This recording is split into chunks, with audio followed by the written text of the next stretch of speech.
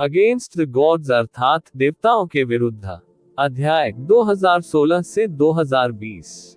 नमस्कार, आप कहानी में खो जाएं उससे पहले चैनल को सब्सक्राइब करें और नोटिफिकेशन ऑन करें। धन्यवाद। देवताओं के विरुद्ध अध्याय 2016। इससे नुकसान नहीं होगा। Helian empire, boulder profound sect, thousand blade sect और किलिन वर्शिप एलायंस समूह अच्छी तरह से अलग और अच्छी तरह से परिभाषित थे। युन चे ने पूरे क्षेत्र में अपनी दिव्य धारणा फैला दी। उसने उनमें से सभी 985 को गिना। जब गड़गड़ाहट की गड़गड़ाहट आखिरकार रुक गई, तो समूह को एहसास हुआ कि यह आवाज थी, नहीं, किसी के अविश्वसनीय गति से अंतरिक्ष में घुसने का तूफान था। इसके बाद जो हुआ वह एक गगनभेदी दम्भोटू सन्नाटा था। ऐसा इसलिए था क्योंकि उन पर दबाव इतना अधिक था कि उनके सिर में चोट लगने लगी थी और उनकी रीढ़ की हड्डी टूटने का खतरा था। अपनी आंखें बंद करो, यू चे फुसफुसाए। यू शी ने उसे नजरअंदाज कर दिया। गड़गड़ाहट, गगनभेदी शोर एक बार फिर फूटा और इस बार यह उनके कानों के ठीक बगल में दिखाई दिया। आप ऑडियो बुक्स 108 देख रहे हैं। धोखेबाजों से सावधान रहें। इससे पहले कि बोल्डर प्रोफाउंड संप्रदाय के गहन अभ्यासकर्ता ये समझ पाते कि अभी क्या हुआ था, जिस दुनिया को वे जानते थे वह पहले से ही सोने के एक ज्वलंत समुद्र में बदल गई थी जिसने सब कुछ भस्म कर दिया था। वह उन सभी को एक ही बार में नष्ट करने के लिए 9 सूर्यों के स्वर्ग के रोष को अंजाम दे सकता था, लेकिन इससे किलिन भगवान की दिव्य उत्पत्ति का अधिकांश भाग नष्ट हो जाएगा। इसलिए उन्होंने 4 बार टेलीपोर्ट करना चुना। सबसे पहले उन्होंने बोल्डर प्रोफाउंड संप्रदाय के गहन अभ्यासकर्ताओं को टेलीपोर्ट किया। फिर उन्होंने उन सभी को येलो स्प्रिंग्स एशेज से प्रज्वलित किया। जब वह अगली बार थाउजेंड ब्लेड संप्रदाय के ऊपर प्रकट हुआ, बोल्डर प्रोफाउंड संप्रदाय के गहन अभ्यासकर्ताओं की चीखें अभी तक उसके कानों तक नहीं पहुंची थी। बड़ी तलवार घूम गई और हजारों हजारों टूटी हुई हड्डियां हवा में उड़ गईं। बाद में एक और झूला, वे सभी रेत के समुद्र में दफन हो गए। हर थाउजेंड ब्लेड संप्रदाय का शिष्य इसी तरह मर गया था। उन्होंने कभी भी हमले पर प्रतिक्रिया नहीं की। उन्हें ये तो बिल्कुल भी नहीं पता था कि युन चे ने उन सभी को क्यों मारा था। यहाँ तक कि आखिरी क्षण में उन्होंने जो चीखें निकाली वे केवल एक पल के लिए ही रहीं। ये सब पलक झपकते ही हो गया। युन चे ने उन्हें न तो संकेत दिया और न ही शब्द। क्विलिन वर्शिप एलायंस अन्य लोगों की तुलना में अधिक भाग्यशाली था क्योंकि उनके पास कम से कम हैरान और भयभीत दिखने का समय था। लेकिन बस इतना ही। आकाश में एक लाल कमल खिला और सुंदरता की उस चमक के बाद जो आया वह एक नार की अंत्येष्टि थी। 300 से अधिक किलिन पूजा alliance hall master, hills master और शिष्य उग्र कमल से घिरे हुए थे। उनमें से एक भी समय पर भागने में सफल नहीं हुआ। वे सभी लाल रंग की राख में बदल गए। किलिन उपासना गठबंधन के युवा मास्टर, एक रसातल शूरवीर का बेटा। वे सभी घास से यूचे तक अलग नहीं थे। फीनिक्स की लेप्टो से वाष्पित होने के बाद उन्होंने जो राख छोड़ी थी उससे कुछ भी अलग नहीं। 3 तात्कालिक आंदोलनों के बाद हेलियन साम्राज्य के गहन चिकित्सकों ने अंततः प्रतिक्रिया व्यक्त की। उन्होंने खून जमा देने वाली चीखें निकाली और जितनी जल्दी हो सके यूचे से दूर उड़ गए। हेलियन लिंगजू अकेली थी जो वहीं रह गई थी। ऐसा लग रहा था जैसे वह किसी अपरिहार्य दुष्स्वप्न में गिर गई हो। यू चे नहीं हिला। उसने बस स्वर्ग को मारने वाली शैतान कातिलों की तलवार उठाए और अपनी लाल रंग की बिजली को सक्रिय कर दिया। आकाश से एक साथ सैकड़ों कष्टकारी बिजलियां गिरी। दरार, उनके सिर के ऊपर नीले आकाश पर समान संख्या में दरारें दिखाई दी। ये बहुत लंबे समय तक फीका नहीं पड़ेगा। वज्रपात के बाद दुनिया अचानक खामोश हो गई। चीखें, चीखें, दौड़ने की आवाजें, उड़ने की आवाजें, वे सब रुक गए। फिर थपेड़ों का सिलसिला चला। यह जमीन से टकराते शवों की आवाज थी। उन्हें बाकी गुटों की तरह नष्ट नहीं किया गया था, लेकिन उनके शरीर की हर नस और अंग को स्वर्गीय कानून क्लेश बिजली द्वारा नष्ट कर दिया गया था। उसके बाद केवल हवा का झोंका, रेत का हिलना और आग की लपटें थी, और कुछ नहीं। नहीं, जमीन पर अभी भी एक जीवित था। वह हेलियन लिंगजू थी। उद्धरण चिन्ह ... क्यों? वह अभी भी वहीं खाली खड़ी थी। उसके चेहरे पर कोई खून नहीं था। उसकी आंखों की सारी रोशनी चली गई थी और वह एक गुड़िया की तरह लग रही थी जिसने अपनी आत्मा खो दी थी। उसने उसे उत्तर नहीं दिया। स्वर्ग में शैतान को मारने वाली तलवार उसके हाथ से गायब हो गई और उसने धीरे से अपनी हथेली हेलियन लिंगजू की ओर बढ़ा दी। अंत में वह दया की एक झलक के आगे झुक गया और बाकी लोगों के साथ हेलियन लिंगजू को नष्ट नहीं किया। हालांकि दया की उस चमक ने उसकी आत्मा को भी दर्दनाक रूप से कांपने पर मजबूर कर दिया। ये चीबुयाओ के शब्द थे जो उसके दिल और आत्मा पर वार कर रहे थे। पाइक्स, यही कारण है कि आप रसातल में जो भी संबंध बनाते हैं, मित्रता, गुरु शिष्य संबंध, रोमांस और यहाँ तक कि दयालुता, वह केवल आपके लाभ के लिए उपयोग किया जाने वाला एक उपकरण है। जब आप रसातल में पहुंचे तो ये कभी न भूले कि आप कौन हैं और आपका मिशन क्या है। उस स्थान पर दया और करुणा सब पाप है। आप अपने दुश्मनों को जो भी छूट देने में अनिच्छुक हैं, उसका मतलब आपकी वापसी का इंतजार कर रहे प्रियजनों और आपके ब्रह्मांड का अंत हो सकता है। यदि आपको कभी झिझक महसूस हो तो मेरे शब्दों को याद रखें। रसातल के निवासियों पर आप जो भी दया दिखाते हैं वह कसाई का चाकू बन सकता है जो हम सभी को मार देता है। डरो मत, यू चे ने धीरे से कहा, ये चोट नहीं पहुंचाएगा। डिंग। हेलियन लिंगजू एक पल में बर्फ में बदल गया। एक नर्म दरार के बाद वह दुखदाई बर्फ की धूल के ढेर में ढह गई। इसके साथ यू चे और लोंग जियांग को छोड़कर किलिंग गॉड दायरे में प्रवेश करने वाले सभी 1000 लोग मारे गए थे। उन दोनों के अलावा किसी को पता नहीं चलेगा कि क्या हुआ था। उनकी मृत्यु का दोष किलिंग गॉड दायरे के पतन पर लगाया जाएगा। यू चे ने अंततः गॉड ऐश को रद्द कर दिया, लेकिन विधर्मी गॉड सीड पर आधारित किलिंग गॉड दिव्य उत्पत्ति ने अपनी 70% शक्ति खो दी थी। तभी यून चे पर एक भयानक वजन और पलटाव आया। उसका मांस, रक्त और हड्डियां कांप रही थी और उसके शरीर और उसकी रक्त वाहिकाओं की दरारों से अनियंत्रित रूप से रक्त रिस रहा था। यू चे ने कुछ नहीं कहा। उसने अपनी आभा को दबाने की पूरी कोशिश करते हुए चुपचाप अपने घावों को सील कर दिया। रसातल में निर्ममता अनिवार्य थी।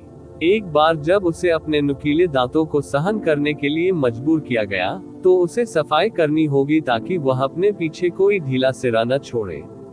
लेकिन सम्राट यून के मुखौटे के पीछे अभी भी एक व्यक्ति था जिसे अपने कार्यों का भार और पाप अनंत काल तक सहना होगा। पाप, ऐसा नहीं है कि मैं पहले से ही उनमें नहीं डूब रहा हूँ। उत्तरी दिव्य क्षेत्र में जब नफरत ही एक ऐसी चीज थी जो मेरे दिल में भर जाती थी। ये तो बस शुरुआत है। मुझे इसकी आदत हो जाएगी। मुझे इसकी आदत डालनी होगी। उसकी सांसें धीरे धीरे शांत हो गई और उसने अपनी बाहों में बैठी महिला की ओर देखा। उसकी आंखें मृत जल के तालाब की भांति उदासीन लग रही थी। सहानुभूति या बेचैनी की जरा सी भी झलक नहीं थी। उसे सदमे या उलझन की जरा भी झलक नहीं मिली। यह ऐसा था मानो यूनचे ने वास्तव में घास के एक समूह का नरसंहार किया हो। किलिन एबिस सम्मेलन में हर कोई बता सकता था कि वह हेलियन लिंगजू के करीब था। बाद में यह स्पष्ट हो गया कि यही कारण था कि हेलियन लिंगजू को हेलियन समूह का नेता बनाया गया था। यह उल्लेख नहीं करने के लिए कि हेलियन जू केवल यही चाहता था कि वह सबके सामने हेलियन लिंगजू को अपनी पत्नी बना सके। वास्तव में हेलियन लिंगजू को तुरंत न मारने का सबसे बड़ा कारण वह खुद नहीं बल्कि यूनशी था। लेकिन जब उसने हेलियन लिंगजू को धूल में मिला दिया तो उसे यूशी की थोड़ी सी भी भावना महसूस नहीं हुई। उसका सदमा जल्द ही डर में बदल गया। इन दशकों के दौरान उसके साथ क्या हुआ था? स्थानिक झटके बदतर होते जा रहे थे। यू चे की आंखों के सामने सचमुच दरारें फैल रही थी। किलिन भगवान ने उल्लेख किया कि गुप्त क्षेत्र 6 घंटों में नष्ट हो जाएगा, लेकिन इसका मतलब कुछ घंटों बाद या अब से 1 मिनट बाद हो सकता है। यू शी का इलाज करने या जितनी जल्दी हो सके गुप्त दायरे से भागने के बीच यू चे ने अंततः बाद वाले को चुना। हम बाहर जा रहे हैं, बस बेहोश होने का नाटक करो। उद्धरण चिन्ह ... उद्धरण चिन्ह। जैसा कि अपेक्षित था उसने उसे उत्तर नहीं दिया। उसने यूशी को अपनी पीठ पर लेटाया और उसके घावों पर अपनी सील लगा दी ताकि खून आसानी से बह सके। फिर वह सीधे बाहर निकलने की ओर तेजी से बढ़ा। जलती हुई हवा उसके कानों के पास चिल्ला रही थी, रेत का समुद्र उसकी पीठ के पीछे डूब रहा था, और उस आदमी के शरीर से खून टपक रहा था। जब इसमें से कुछ ने उसकी उंगलियों से संपर्क किया, तो उसे एक अपरिचित, फिर भी निर्विवाद रूप से गर्म एहसास हुआ। एक पल के लिए वह अपनी यादों में खो गई। उद्धरण चिन्ह ... आपने मुझे जो ज्ञान दिया है, उसमें एक हिस्सा ये भी है कि हर जीवित प्राणी की न केवल एक माँ होगी, बल्कि एक पिता भी होगा। इसके अलावा पिता और माँ हमेशा एक साथ रहेंगे। हालांकि माँ अकेली क्यों है? क्या ऐसा हो सकता है कि मेरे पिता न हो? तो फिर पापा कैसे दिखते हैं? क्या वह उतना ही सौम्य और उतना ही अच्छा दिखने वाला होगा?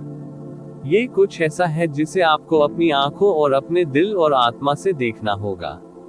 अगर पापा माँ से प्यार नहीं करते, तो क्या वो मुझसे भी प्यार नहीं करेंगे? बिल्कुल नहीं। वह आपके लिए कुछ भी करेगा, भले ही उसे इसके खिलाफ जाना पड़े पूरी दुनिया। सिर्फ इसलिए नहीं कि तुम मेरी बेटी हो, बल्कि इसलिए भी कि तुम उनकी बेटी हो। अचानक उसे अपनी उंगलियों पर एक अलग तरह की गर्मी महसूस हुई। उसे एहसास हुआ कि खून के मोती के बगल में पानी का एक मोती दिखाई दिया है। जब खून और पानी का कण एक दूसरे को छूता था, तो वे वास्तव में एक दूसरे में ऐसे खींच जाते थे मानो एक दूसरे की ओर खींच रहे हों। साथ में उन्होंने गर्म अविभाज्य रक्त का एक कण बनाया। किलिंग और दायरे का निकास ठीक उसके सामने था। युन चे जरा भी धीमा नहीं हुआ। वह नीचे की ओर गिरा और एक पल में बाहर निकल गया। टकराना। अंतरिक्ष विकृत हो गया और दुनिया अचानक बदल गई। स्वयं को पकड़ने में असमर्थ प्रतीत होने पर वह चट्टान की तरह जमीन पर टकराया और काफी देर तक फिसलता रहा, अंततः रुकने से पहले। जिमेन बोयुन इस बिंदु पर अत्यधिक चिंतित था, और वह कुछ कहना चाहता था जब उसने देखा कि यह यू चे और लॉन्ग जियांग थे जो प्रवेश द्वार से आए थे। यू चे ने चिल्लाकर उसे रोका, जिमेन बोयुन, किलिंग गॉड क्षेत्र हर जगह ढह रहा है। आपको? वह इतना घबराया हुआ था कि उसने गलती से जिमेन बोयुन को उसके नाम से संबोधित किया। जिमेन बोयुन को इसकी कोई परवाह नहीं थी। वह चिल्लाकर बोला, बाकी लोग कहाँ हैं? तुम दोनों कैसे बच गए? प्रवेश द्वार अभी तक क्षतिग्रस्त नहीं हुआ है, तो किलिन कहाँ है? यू चे ने बीच में बोलने से पहले अपने होठों से एक पेंट को निकलने दिया। हर जगह स्थानिक तूफान हो रहे थे। हर कोई इसके अंदर बह गया। कुछ को तुरंत कुचल दिया गया, और जो नहीं थे वे भगवान जाने कहां बह गए। यू चे के शब्दों और उसके घावों ने जिमेन बोयुन को गहरा सदमा पहुंचाया। लॉन्ग जियांग का आधा से अधिक शरीर खून से लथपथ था, हालांकि वह ये नहीं बता सका कि उसके घाव कहां थे। हालांकि युन चे के शरीर पर दरारें निश्चित रूप से विकृत स्थान के कारण थीं। लॉन्ग जियांग और मैं बाहर निकलने के करीब थे, यही वजह थी कि हम भागने में भाग्यशाली रहे। जिमेन बोयुन को अंदर तक ठंडक महसूस हुई। बहुत देर तक वह एक शब्द भी नहीं बोल सका। एक स्थानिक तूफान, और सिर्फ एक नहीं बल्कि कई स्थानिक तूफान। स्थिति उसकी आशा से कहीं अधिक खराब थी। नहीं, यह मूलतः सबसे खराब स्थिति थी। एबिसल सम्राट द्वारा स्वयं बनाया गया गुप्त क्षेत्र स्पष्ट रूप से उच्च स्तर का था, इसलिए इसके ढहने के बाद जो स्थानिक धाराएं और स्थानिक तूफान पैदा हुए, वे अविश्वसनीय रूप से शक्तिशाली होने चाहिए। युन चे को हर बार एक पंक्ति पूरी करने पर गहरी सांस लेनी पड़ती थी। उसका चेहरा लंबे समय तक रहने वाले डर और राहत से भरा हुआ था। इसी क्षण उसे कुछ याद आया और वह गरज कर बोला, जिमेन बोयुन, तुम किसका इंतजार कर रहे हो? जगह को खोलो और दूसरों को पहले ही बचा लो। पहली राजकुमारी और अन्य अभी भी अंदर हैं। जिमेन बोयुन ने कहा, अगर मैं ऐसा कर सकता तो मैंने पहले ही ऐसा कर दिया होता। आप एक रसातल शूरवीर हैं, और यह गुप्त क्षेत्र स्वयं एबिसल सम्राट द्वारा बनाया गया था। जिमेन बोयुन दहाड़ उठा। वह इतना क्रोधित था कि उसके काले बाल सचमुच खड़े हो गए थे। युन चे उससे भी अधिक गुस्से में था। अगर ये एबिसल मोनार्क नहीं होता, तो लॉन्ग जियांग और मैं इस कुत्ते की बकवास किलिन एबिस सम्मेलन में भाग लेने के लिए कभी तैयार नहीं होते। ये सोचना कि इसकी वजह से हम लगभग मर ही गए। जिमेन बोयुन चिल्लाया, मुझे परवाह नहीं है कि आपकी पृष्ठभूमि क्या है। युनचे, अगर आप फिर से एबिसल सम्राट का अपमान करने की हिम्मत करते हैं, आपको किलिन पूजा गठबंधन को बचाने के तरीके के बारे में सोचने पर ध्यान केंद्रित करना चाहिए। युनचे ने अपने घावों को भरने के लिए अपना सर्वश्रेष्ठ प्रयास करते हुए बेरहमी से टोकते हुए कहा, लोंगजियांग और मैंने अपनी आंखों से देखा कि थाउजेंड ब्लेड संप्रदाय के संप्रदाय गुरु को एक स्थानिक तूफान द्वारा टुकड़ों में तोड़ दिया जा रहा था। जब तक आपके लोग हमारी तरह प्रवेश द्वार के पास नहीं पहुंचे, फिर भी वे भागने में भाग्यशाली होंगे। आपके लोग खत्म होने वाले हैं, और इस गुप्त दायरे को खोलने के तरीके के बारे में सोचने के बजाय आप एबिसल सम्राट के सम्मान की रक्षा के बारे में सोच रहे हैं। क्या आप अभी गंभीर हैं? उनके शब्द इतने उत्तेजक थे कि यह आश्चर्य की बात थी कि जिमिन बोयुन ने अपना सिर नहीं हिलाया था। वह तुरंत किलिंग गॉड दायरे के कांपते प्रवेश द्वार की ओर मुड़ गया और पत्ते की तरह कांपने लगा। युनचे ने युनशी को उठाया और गुस्से से उपहास करते हुए कहा, ये सोचने के लिए कि किलिन एबिस क्षेत्र जैसी छोटी जगह से मेरी जान लगभग चली जाएगी, मैं फिर कभी इस गंदी जगह के पास नहीं जाऊंगा। चल दर टकराना। जिमेन बोयुन इतना चिंतित था कि उसने प्रवेश द्वार पर हथेली से प्रहार किया। जैसा कि अपेक्षित था, वह एक विशाल बल द्वारा उड़ा दिया गया था जिसने उसके दाहिने हाथ को बहुत लंबे समय तक सुन्न कर दिया था। स्तब्ध हो जाने के बाद भयानक दर्द होने लगा कम हो गया। जहां तक युनचे और लोंगजियांग का सवाल है, वह अपने परिवार और अपने लोगों के भाग्य को लेकर इतना चिंतित था कि उन्हें उनके जाने की परवाह नहीं थी। अंतिम परिणाम किसी की अपेक्षाओं से अधिक नहीं रहा। लगभग 2 घंटे के निरर्थक क्रोध के बाद किलिंग गॉड दायरे का प्रवेश द्वार अचानक बिजली की तरह झुक गया और बिखर गया। इस दौरान एक भी व्यक्ति भागने में कामयाब नहीं हुआ था, और इसलिए किलिंग गॉड दायरे के केंद्र में एक भयानक स्थानिक हवा चली, जिसके साथ एक एबिसल नाइट की असहाय गर्जना भी हुई। देवताओं के विरुद्ध अध्याय 2017 दिल दहला देने वाला युनचे ने युशी के साथ किलिंग गॉड दायरे से उड़ान भरी। जिस क्षण उसने पुष्टि की कि उसने जिमेन बोयुन की आत्मा धारणा सीमा को छोड़ दिया है, उसने तेजी से गति पकड़ ली, अनगिनत रेगिस्तानों और शहरों से गुजरते हुए, जब तक वह एक रेतीले तूफान के अंदर नहीं पहुंच गया। युनचे जहां पहुंचे थे उसकी तुलना में यहाँ का रेतीला तूफान बहुत कम था। साफ होने के बजाय रेतीले तूफान क्षेत्र से बाहर निकलने पर उनके चारों ओर की रोशनी अचानक कम हो गई। सामने की दुनिया एक धूसर धुंध थी जो जहां तक नजर जाती थी फैली हुई थी, जैसे कि यह हमेशा के लिए न छाने योग्य घने कोहरे की परत से ढकी हुई हो। आकाश और पृथ्वी अप्रभेद्य थे, और कोहरे की सीमाओं को महसूस करना असंभव था, जिससे ऐसा महसूस नहीं होता था कि उनका अस्तित्व भी है। आप ऑडियो बुक्स 108 देख रहे हैं। धोखेबाजों से सावधान रहें। अंतहीन कोहरा। वे 2 शब्द युनचे की आत्मा के समुद्र में प्रकट हुए। अंतहीन कोहरे का कोहरा अथाह धूल का अत्यधिक घना विस्तार था। इसने रसातल के कम से कम 90% हिस्से को घेर लिया था, और इसे रसातल के सभी निवासियों के लिए निश्चित मृत्यु के रूप में जाना जाता था। आप जितनी गहराई में गए, अथाह धूल उतनी ही सघन होती गई, और अंदर अथाह जानवर उतने ही भयावह होते गए, जिससे आप मृत्यु के करीब पहुंचते गए। उसे पहले ही दिन पता चल गया था कि किलिन एबिस क्षेत्र अंतहीन कोहरे के करीब है। किलिन एबिस दायरे को छोड़ने के बाद युनचे की तनी हुई नसें आखिरकार थोड़ी शांत हो गईं। दर्द और थकान 10,000 पहाड़ों के वजन के साथ उसके शरीर के हर इंच पर गिर रही थी। युनशी ने अपनी अव्यवस्थित आभा और विशिष्ट रूप से डगमगाते प्रक्षेपवक्र से अपनी असामान्य स्थिति को महसूस किया। उसने रुखाई से कहा, मुझे नीचे बिठाओ। इस भूमि की सीमाओं के पास कुछ जीव रहते थे, और चूंकि यह स्थान अंतहीन कोहरे के करीब था, इसलिए निवास का कोई संकेत महसूस नहीं किया जा सकता था। अतीत में हर बार जब वह गॉड ऐश को सक्रिय करता था, तो वह अनिवार्य रूप से प्रतिक्रिया से बेहोश हो जाता था। हालांकि इस बार वह वास्तव में बहुत देर तक रुका रहा। न केवल उसका शरीर ढहने के कगार पर था, बल्कि उसकी चेतना भी स्पष्ट रूप से अस्त व्यस्त थी। युनचे बिना किसी विरोध के धीरे धीरे नीचे उतरा। जैसे ही उसका पैर जमीन पर पड़ा, थकावट उस पर हावी हो गई, साथ ही जमीन पर घुटने टेकने की तीव्र इच्छा भी हुई।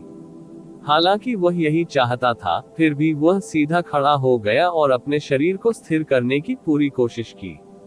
आखिरकार उससे पहले युनशी की चोटों को ठीक करना था। उससे पहले ये करना था, कम से कम वो उसके सामने नहीं गिर सका। जब उसने अपनी उलझन भरी स्थिति से उबरने के लिए काफी प्रयास किया, तब उसे एहसास हुआ कि युनशी ने बहुत पहले ही उसका साथ छोड़ दिया था और वह पहले से ही उससे 10 कदम दूर था। उसके घाव बहुत पहले भर चुके थे और उसकी आभा विशेष रूप से स्थिर थी। वह बिल्कुल भी मृत्यु के करीब की स्थिति में नहीं थी, जैसा कि वह पहले थी, किलिंग और दायरे में थी। अगर वही चोट किसी सामान्य इंसान पर लगती तो गंभीर होती, लेकिन वह आखिरकार एक ड्रैगन भगवान थी। हालांकि यूचे की चेतना अभी भी कुछ हद तक अस्त व्यस्त थी, फिर भी उसे एहसास हुआ कि यूशी की पिछली स्थिति नकली थी। ये या तो जिमिन बोरोग और अन्य की सुरक्षा को कम करने के लिए बनाया गया था, या यह उसे नाराज करने के लिए किया गया था। उसका गला धड़क रहा था, उसे नाम पुकारना मुश्किल हो रहा था, जो अब भी एक सपने जैसा लगता है। यू शी, मेरा नाम लोंग शी है, उसने शांत भाव से अपनी पीठ उसकी ओर करते हुए कहा। लंबा, मेरी माँ का वंश। शी, वह नाम जो मेरी माँ ने मुझे दिया था। इसे गलत कहना बंद करो। एक हल्की लेकिन अतुलनीय रूप से शुद्ध और पवित्र सफेद गहन रोशनी उसके शरीर पर तैर रही थी, जो चुपचाप उसकी चोटों को ठीक कर रही थी। ये जीवन का दिव्य चमत्कार है। उसे वास्तव में अपनी माँ की प्रकाश गहन ऊर्जा विरासत में मिली थी, और उसने जीवन के दिव्य चमत्कार को सफलतापूर्वक विकसित भी किया था। युनचे ने एक कदम आगे बढ़ाया, उसकी आवाज नर्म थी। मुझे पता है, मुझ पर तुम दोनों का बहुत बहुत एहसान है। मैं पिता बनने के लायक नहीं हूँ और आपका मुझसे नफरत करना उचित है। नहीं, मैं तुमसे रत्ती भर भी नफरत नहीं करता। युनशी की आवाज अभी भी शांत थी। माँ के दुर्भाग्य का मूल कारण वह थी, फिर निर्णय। इसका आपसे कोई लेना देना नहीं था। उसे कोई पछतावा या नाराजगी नहीं थी। उनकी बेटी होने के नाते मुझे भी वही भावनाएं साझा करनी चाहिए। मुझे भी कोई शिकायत या नफरत नहीं है। यूचे, हाँ, आप मेरे जैविक पिता हैं, लेकिन वह अंततः मुड़ी और सीधे यूचे की आंखों में देखा। हालांकि उसकी नजर उसकी आवाज से भी अधिक ठंडी थी। मुझे अब पिता की जरूरत नहीं है। मुझे तुम्हारी जरूरत नहीं है। अगर यह सच नहीं होता कि मुझे भागने के लिए आपका उपयोग करने की आवश्यकता होती, तो मैं निश्चित रूप से आपको अपने अस्तित्व के बारे में नहीं बताता। उसकी शारीरिक भाषा में वास्तव में नाराजगी का कोई संकेत नहीं था, केवल एक चीज थी, अत्यधिक उदासीनता और अलगाव। युनचे के लिए ये नफरत से कहीं अधिक हृदय विदारक था। वह पहले हमेशा अपनी आभा और रूप छिपाती थी। जब भी वह उसके करीब आता था, वह हमेशा उसे अस्वीकार कर देती थी और उसे जान से मारने की धमकी भी देती थी।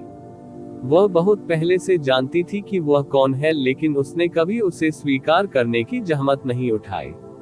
उनकी सबसे बड़ी बेटी युन वुक्सिन, जब वह पैदा हुई थी तब वह भी वहां नहीं थी और वह भी उसके बड़े होने से चूक गई थी, लेकिन जब वे मिले तो उसने परी की तरह पवित्रता के साथ उसका स्वागत किया। ऐसा इसलिए था क्योंकि भले ही उसके पास पिता नहीं थे, फिर भी उसे अपनी माँ का साथ मिला हुआ था। जहां तक युनशी का सवाल है, वह भारी चोटों और दिल में तीव्र दर्द ने उसकी दृष्टि को धुंधला कर दिया। एक बार जब ये फिर से साफ हो गया, तो उसके चेहरे पर काला क्रॉस उसकी आंखों में चुभ गया। उन्होंने पूछा, तुम्हारे चेहरे पर जो निशान है, वो किसने किया? हे है, युनशी बिना किसी भावना के हंसे। जाहिर है मैं। युनशी ने ठंडे स्वर में उत्तर दिया, माँ दुनिया की सबसे खूबसूरत महिला थी। सौभाग्य से या कहें दुर्भाग्य से मुझे उसका रूप विरासत में मिला है। जब मैं 15 वर्ष का था, मैंने देखा कि लोग मुझे अलग तरह से देखते थे और मेरे शरीर पर मौजूद इंद्रियां लंबे समय तक टिकी रहती थी। परिणाम स्वरूप मैंने अंतहीन कोहरे से एक रसातल जानवर के रसातल कोर को चुरा लिया और इसे अपने चेहरे पर रगड़ दिया, जिससे रसातल कोर के अंदर रसातल की धूल निकल गई। मैंने इससे अपना चेहरा इस हद तक खराब कर लिया कि कोई भी मुझे दोबारा देखने की हिम्मत नहीं कर सकता था। उद्धरण चिन्ह डॉट डॉट डॉट विस्मयादिबोधक चिन्ह विस्मयादिबोधक चिन्ह विस्मयादिबोधक चिन्ह उद्धरण चिन्ह। युन चे का शरीर बुरी तरह हिल गया और आखिरकार वह खुद को संभाल नहीं पा रहा था। वह घुटनों के बल जोर से गिर पड़ा, उसका शरीर कांप रहा था, फिर उठने में असमर्थ हो गया। दर्द और क्रूरता जो उसके दिल में तीरों की तरह चुभती महसूस हुई जब यूशी ने जिस तरह से इसका वर्णन किया, वह किसी और की तुच्छ कहानी की तरह लग रही थी। ये गहरी धूल के कारण होने वाला क्षरण है। इन पिछले दशकों में ये लंबे समय से मेरे साथ घुल मिल गया है। यहाँ तक कि जीवन का दिव्य चमत्कार भी इसे मेरे शरीर से दूर नहीं कर सकता। उद्धरण चिन्ह डॉट डॉट डॉट उद्धरण चिन्ह। यू चे ने अपने दांत भींच लिए। खड़े होने की इच्छा उसके मन में कई बार उठी, लेकिन अत्यधिक हृदय विदारकता के कारण वह कितनी भी कोशिश करने के बावजूद ताकत की चांदी नहीं पा सका। तुम क्यों करोगे? उसे अचानक कुछ याद आया और उसने अचानक अपना सिर उठाया, उसकी पुतलियां सिकुड़ गईं। तुम्हारी माँ का क्या हाल है? क्या वह आपके साथ नहीं है? बेशक वह मेरी तरफ है। युन शी की आवाज खराब हो गई और उसने तुरंत अपना सिर घुमा लिया, अपनी आंखों में उदासी छुपा ली। वह बिना सोचे समझे बोली, हमेशा मेरे साथ। माँ मुझे कभी जाने नहीं देगी, कभी नहीं। युन चे के दिल की धड़कनें कड़ी हो गई। उस अचेतन बड़बड़ाहट ने उसकी बेचैनी को दोगुना कर दिया। शेन शी को क्या दिक्कत है? उसे क्या हुआ? मुझे बताओ, इससे आपका कोई मतलब नहीं। ठंडे शब्द एक तेज चीख के साथ आए जिसने युन चे के दिल को छेद दिया और तुरंत उसे अपनी जगह पर रोक दिया। युन शी फिर से घूमी और धीरे से सांस छोड़ी। अगर मैं दूर रहता और उसकी ओर नहीं देखता तो अच्छा होता, फिर भी मैंने नियंत्रण क्यों खो दिया? माँ के सबसे दर्दनाक और निराशाजनक समय में आप उनके साथ नहीं थे। उसने सब कुछ अपने आप से पकड़ लिया और मुझे बचाने के लिए जब मैं सबसे अकेला, सबसे उदास, सबसे निराश था, जब मैं मरना चाहता था और यहाँ तक कि सबसे छोटे समर्थन की भी जरूरत थी, तो आप कभी वहां नहीं थे। उसने एक गहरी सांस ली और उसकी आवाज धीरे धीरे शांत हो गई। लेकिन ये ठीक है, मैं पहले ही इन सब के खिलाफ लड़ चुका हूँ। माँ भी सशक्त है और अब भी अस्तित्व में है। उद्धरण चिन्ह डॉट डॉट डॉट उद्धरण चिन्ह। यू चे ने अपनी आंखें बंद कर ली। उसके मुंह के कोने से खून बह रहा था और उसका पूरा शरीर लगातार कांप रहा था। उसके खुद के चेहरे और उसकी हड्डियों से आने वाली शीतलता को नष्ट करने के लिए वह कल्पना नहीं कर सकता था, कल्पना करने की हिम्मत नहीं कर सकता था कि उसने अपने वर्षों को रसातल में कैसे बिताया।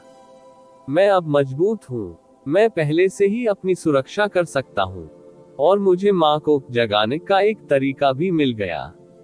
अब जब मुझे किसी सहारे की जरूरत या इच्छा नहीं है, तो आपको बस समय पर जागना होगा कि जैसा लगना। और जैसे ही तुम सामने आओगी। यू चे ने अपने दांत पीस लिए। तुमने उसे बचाने की मेरी एकमात्र आशा लगभग नष्ट कर दी। उद्धरण चिन्ह डॉट डॉट डॉट प्रश्नवाचक चिन्ह उद्धरण चिन्ह। यू चे ने चुपचाप बुदबुदाया, आपको शेनशी के लिए किलिन बोन स्पिरिट ऑर्किड मिला है? हाँ, युन शी ने धीरे से उत्तर दिया। मूल रूप से, अगर मैं अपनी आभा छिपाता और चुपचाप किलिन भगवान के पास जाता, तो मुझे आसानी से किलिन बोन स्पिरिट ऑर्किड मिल जाता। मेरे दादा, प्रिमोर्डियल एजियोर ड्रैगन, ने प्राचीन युग में किलिन कबीले पर बहुत बड़ा उपकार किया था।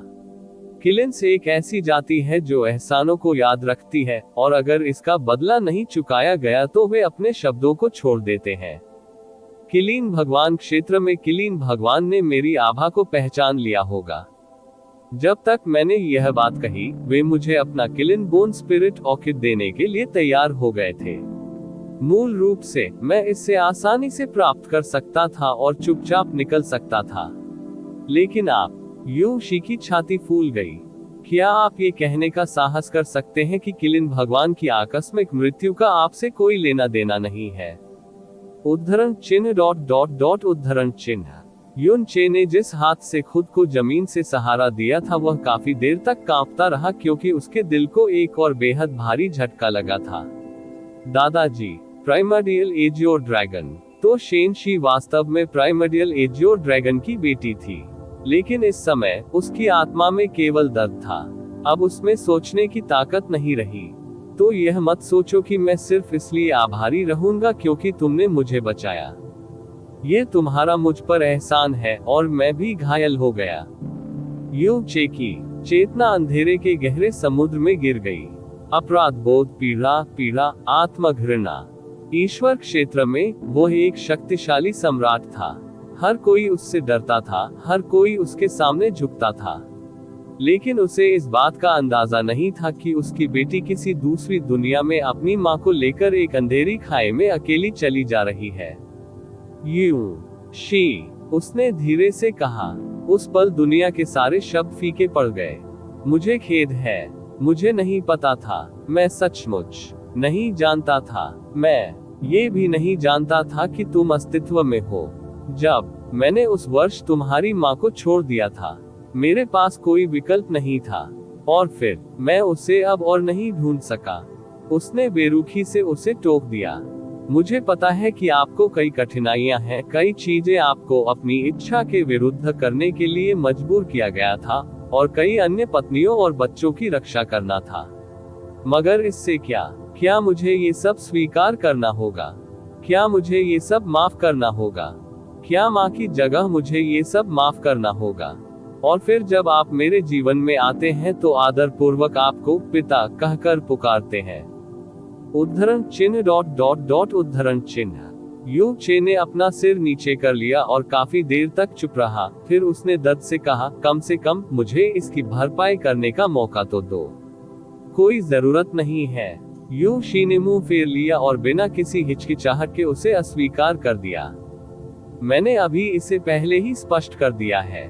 मुझे अब एक पिता की जरूरत नहीं है, और मुझे किसी भी चीज की भरपाई के लिए आपकी जरूरत नहीं है। मैं भी तुमसे नफरत नहीं करता। मेरे बचाने के बाद अगर माँ तुम्हें दोबारा देखना चाहेगी तो मैं उसे नहीं रोकूंगा। लेकिन उससे पहले कृपया हमें परेशान न करें, क्योंकि एकमात्र चीज जो आप लाते हैं वह है आपदा। इसे ऐसे समझो जैसे मैं तुमसे भीख मांग रहा हूँ। उसके बाद वह हवा में उड़ गई और निर्णायक रूप से चली गई। इंतजार। यह अज्ञात था कि जब उसका शरीर ढहने के कगार पर था तो उसे ताकत कहां से मिली, लेकिन इसने उसे यूशी के ठीक सामने भेज दिया। यूशी को रुकने के लिए मजबूर होना पड़ा।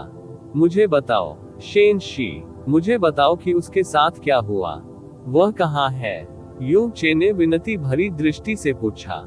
यूशी ने पीछे मुड़कर ठंडी नजर डाली। अगर मैं ऐसा करूं तो क्या होगा? आप क्या कर सकते हैं? उसे बचाओ, उसे सुरक्षा दो। यू चे, क्या आपको लगता है कि कुछ किलिन एबिस रियलम मिनियन को मारने के बाद आप इतने अद्भुत हैं? युन शी ने उपहास किया। तुम्हें पता है, रसातल में वास्तव में मजबूत लोगों के सामने तुम केवल थोड़ी बड़ी चींटी हो। तुम्हें लगता है कि तुम मेरी माँ की रक्षा कर सकते हो। सपने देखते रहो। इससे पहले कि युन चे जवाब दे पाती, उसका स्वर अचानक बदल गया। आपने उस एबिस नाइट बेई मोचिन को मार डाला, है ना? यू चे का जवाब सदमे के कारण उसके मुंह में ही फंस गया। जैसी की उम्मीद थी। यू शी के चेहरे पर तुरंत एक अजीब भाव उभर आया। आप संभवतः उस शक्ति से ऐसा कर सकते हैं जो आपने तब दिखाई थी जब आपने उन किलिन एबिस मिनियन और अपने ऊपर मौजूद स्वर्गीय गहन खजाने को मार डाला था। यदि ऐसा मामला है तो आप यहाँ रसातल में क्यों हैं? इसका कारण यह है कि आप रसातल को उस दूसरी दुनिया को नष्ट करने से रोकने का रास्ता ढूंढ रहे हैं। उद्धरण चिन्ह ... उद्धरण चिन्ह। यू चे ने अवाक होकर उसकी ओर देखा। उसका चेहरा चमक उठा और वह यू चे के पीछे आ गई। अगले फ्लैश में वह पहले से ही बहुत दूर थी। अगर तुम नहीं चाहते कि मैं तुम्हें बेनकाब कर दूं तो मुझसे दूर रहो, वरना। उसकी आवाज तेजी से दूर होती गई, जब तक कि वह धुंधले क्षितिज में गायब नहीं हो गई। यू चे ने उसका हाथ दबाया उसकी छाती पर और धीरे से अपनी आंखें बंद कर ली। इतना स्मार्ट, इतना भयानक रूप से स्मार्ट, जैसा कि अपेक्षित था। मेरी बेटी, उसकी चेतना नष्ट हो गई और वह बेहोश होकर आकाश से गिर पड़ा। इसके बारे में बोलते हुए कुछ लोग ऐसा क्यों सोचते हैं कि हेलियन लिंगजू यूचे का उद्धार करता है। मैं बहुत हैरान था, लेकिन यह वास्तव में इसलिए हो सकता है क्योंकि मैं अपने शब्दों को स्पष्ट रूप से व्यक्त नहीं कर रहा था। मैं अगली बार ध्यान दूंगा। देवताओं के विरुद्ध अध्याय 2018। सृष्टि ईश्वर का नाम उजाड़ और सूखी भूमि भूतों के शहर की तरह शांत थी, यहाँ तक कि कौवे की अशुभ कांव कांव भी नहीं सुनी जा सकती थी। युन चे भगवान ऐश के पलटाव के नीचे लकवाग्रस्त होकर चुपचाप फर्श पर लेट गया। यह अज्ञात था कि वह कितनी देर तक होश खो बैठा था। रसातल के सभी निवासी जानते थे कि वहां चेतना खोना बेहद खतरनाक था, चाहे वह अंतहीन कोहरे के अंदर हो या उसके पास।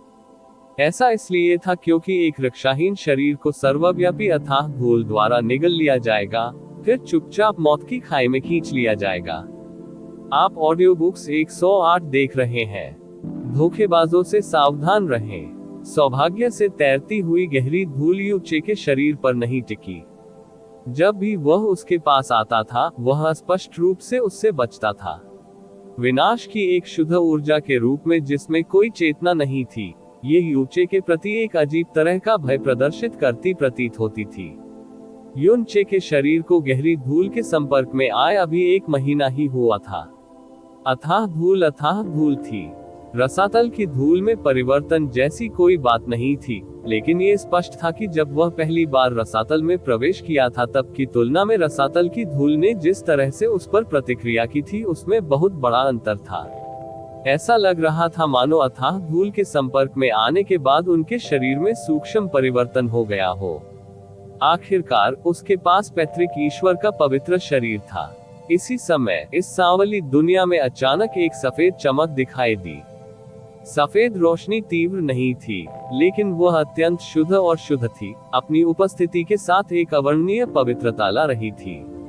जैसे ही यह चमका, उसी क्षण आसपास का पूरा स्थान दुनिया से अलग हो गया, जिससे यह आभास हुआ कि यह प्रकाश रसातल के अंदर भी मौजूद नहीं होना चाहिए।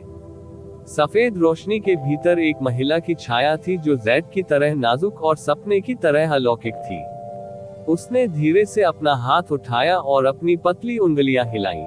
पवित्र सफेद प्रकाश की किरणों ने युनचे के शरीर को धीरे से ढक दिया। युनचे के पूरे शरीर पर लगी चोटें तुरंत नग्न आंखों को दिखाई देने वाली गति से सिकुड़ने और ठीक होने लगी।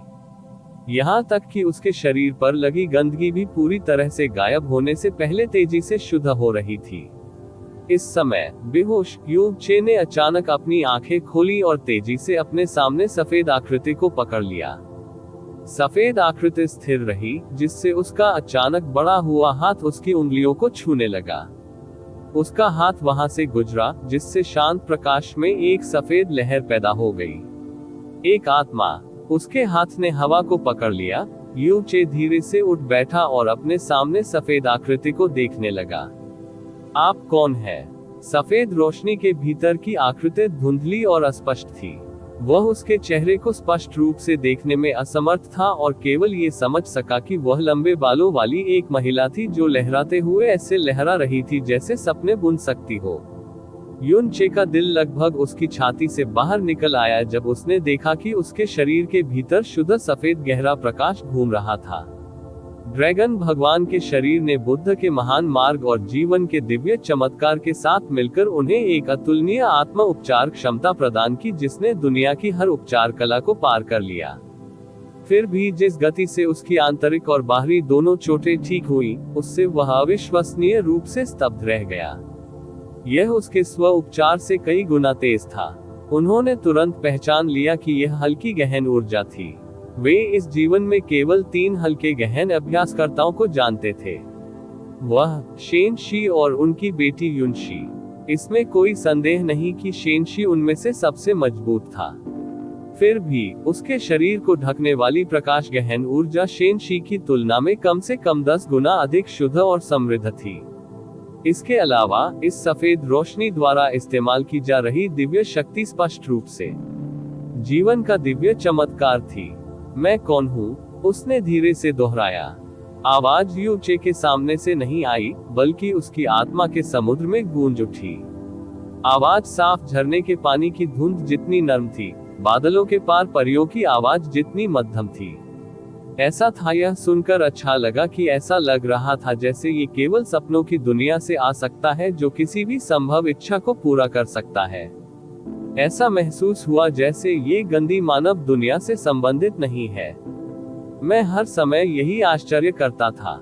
जब मैं पहली बार जागा तो मेरी दुनिया अनगिनत खाली टुकड़ों से भरी हुई थी। कई नाम थे, कई साफ और कई धुंधली यादें, लेकिन वो सब सितारों की तरह बिखर गईं। मैं उन्हें एक साथ नहीं जोड़ सका, उन पर छाए कोहरे को मिटा नहीं सका, बता नहीं सका मैं कौन हूँ। यू एक क्षण भर के लिए स्तब्ध रह गया। उसकी आत्मा के समुद्र के भीतर की आवाज में जादुई शक्ति थी जो किसी को भी सपने में ला सकती थी। ये भी स्पष्ट था कि इस आवाज में जीवन के दिव्य चमत्कार की शक्ति थी और उसने चुपचाप उसके दिल में युनशी द्वारा लाए गए भारी अवसाद को भी दूर कर दिया था। तो वास्तव में आप कौन है? उसने पूछा। उसके सामने निस्संदेह सफेद छायाचित्र था जिसे ब्लू ड्रैगन सम्राट ने मतिभ्रम किया था और बड़ी सफेद बहन हागा ने उल्लेख किया था। वह जिसने तुरंत ब्लू ड्रैगन सम्राट को बचाया जिसे मर जाना चाहिए था। वह जिसने मोबाइचेन के साथ युद्ध के बाद उसे मृत्यु के निकट से तुरंत जगाया, जिसने पानी में गिरने के बाद जागने पर उसकी कम से कम 80% आंतरिक चोटों को ठीक किया। अथाह शांति। अब जाकर जब उसका दिमाग साफ हुआ तो उसे एहसास हुआ कि उपचार करने की यह शक्ति कितनी भयानक थी। सफेद आकृति ने धीरे से उत्तर दिया, जब मैं जागी तो मैं पहले से ही तुम्हारे करीब थी।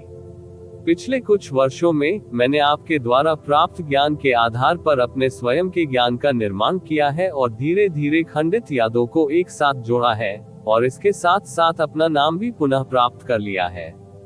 ली सू। सफेद रोशनी प्रवाहित हुई और यू चे की सभी बाहरी चोटें बिना किसी निशान के तुरंत गायब हो गई। हालांकि यू चे को इस पर बिल्कुल भी ध्यान नहीं गया। वह अपने सामने की काल्पनिक सफेद आकृति को एकटक देखता रहा जैसे कि उसे वास्तव में एक भ्रामक स्वप्न की दुनिया में लाया गया हो, क्योंकि उसकी आत्मा में जो गूंजता था वह सृजन ईश्वर का नाम था। यह एक विशाल पर्वत श्रृंखला थी जो लगातार 5 मिलियन किलोमीटर तक फैली हुई थी।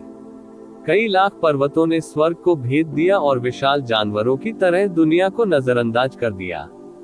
पहाड़ों के एक समूह ने एक विशाल अवरोध को घेर लिया था जो अनगिनत वर्षों से मौजूद था। इसने अथाह धूल के साथ साथ किसी भी विदेशी नस्ल की घुसपैठ को अलग कर दिया। भूरे रंग के लबादे में एक खूबसूरत आकृति बैरियर से उड़कर सीधे नीचे आ गई। जब वह उतरी तो एक धीमी आवाज ने उसे वहीं रोक दिया। लोंगशी, आप वापस आ गए। जो अधेड़ उम्र का आदमी बोल रहा था उसकी त्वचा गोरी थी और उसका रूप आकर्षक था, जिसमें साहस की कोई कमी नहीं थी। हालांकि उसकी कठोर आंखों में एक दिव्य प्रकाश था जो पूरी सृष्टि को तुरंत डराने में सक्षम था। उसने लोंगशी का आकार बढ़ाया और अचानक भौहें चढ़ा दी। आप घायल हैं। एमेन। युनशी ने उसके पास से गुजरने से पहले उससे बेहद ठंडा जवाब दिया।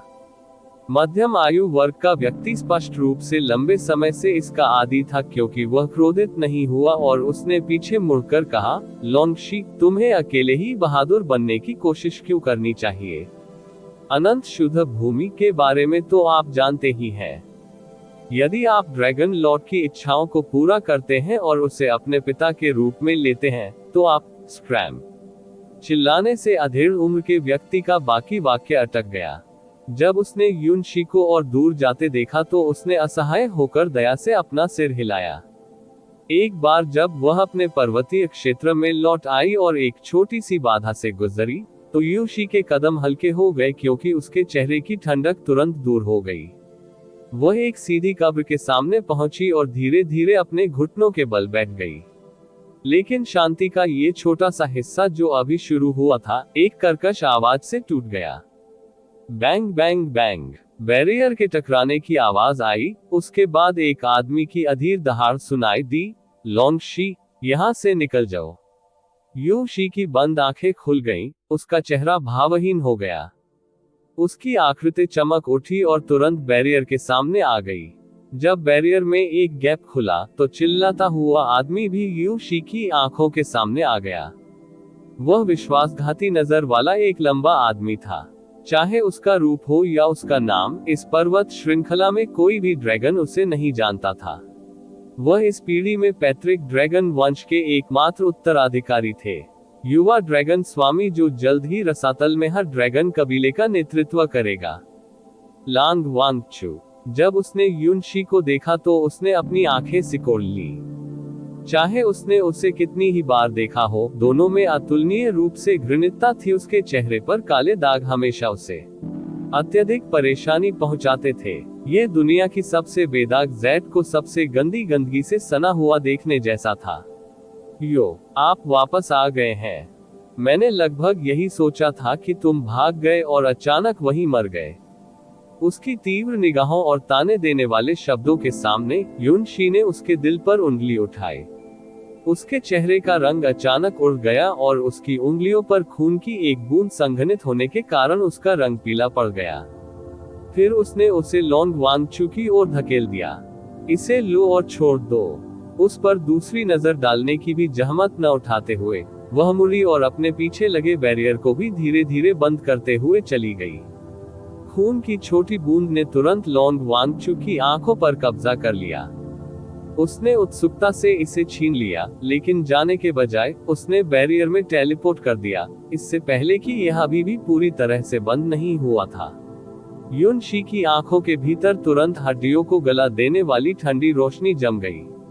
तुम्हें पता है लोंग शी, ये रक्तसार पूरे 38 घंटे देर से आया है। इसका मतलब है कि आपने मुझे उन सभी 38 घंटों तक इंतजार कराया। लोंग वांगचू की आवाज धीरे धीरे डूब गई। तुम दिन पर दिन और अधिक अहंकारी होते जा रहे हो। अगर ऐसा दोबारा होता है, किसी को भी इस अवरोध को तोड़ने की अनुमति नहीं है, जिसमें ड्रैगन लॉर्ड भी शामिल है। यू शी ने उदासीनता से कहा।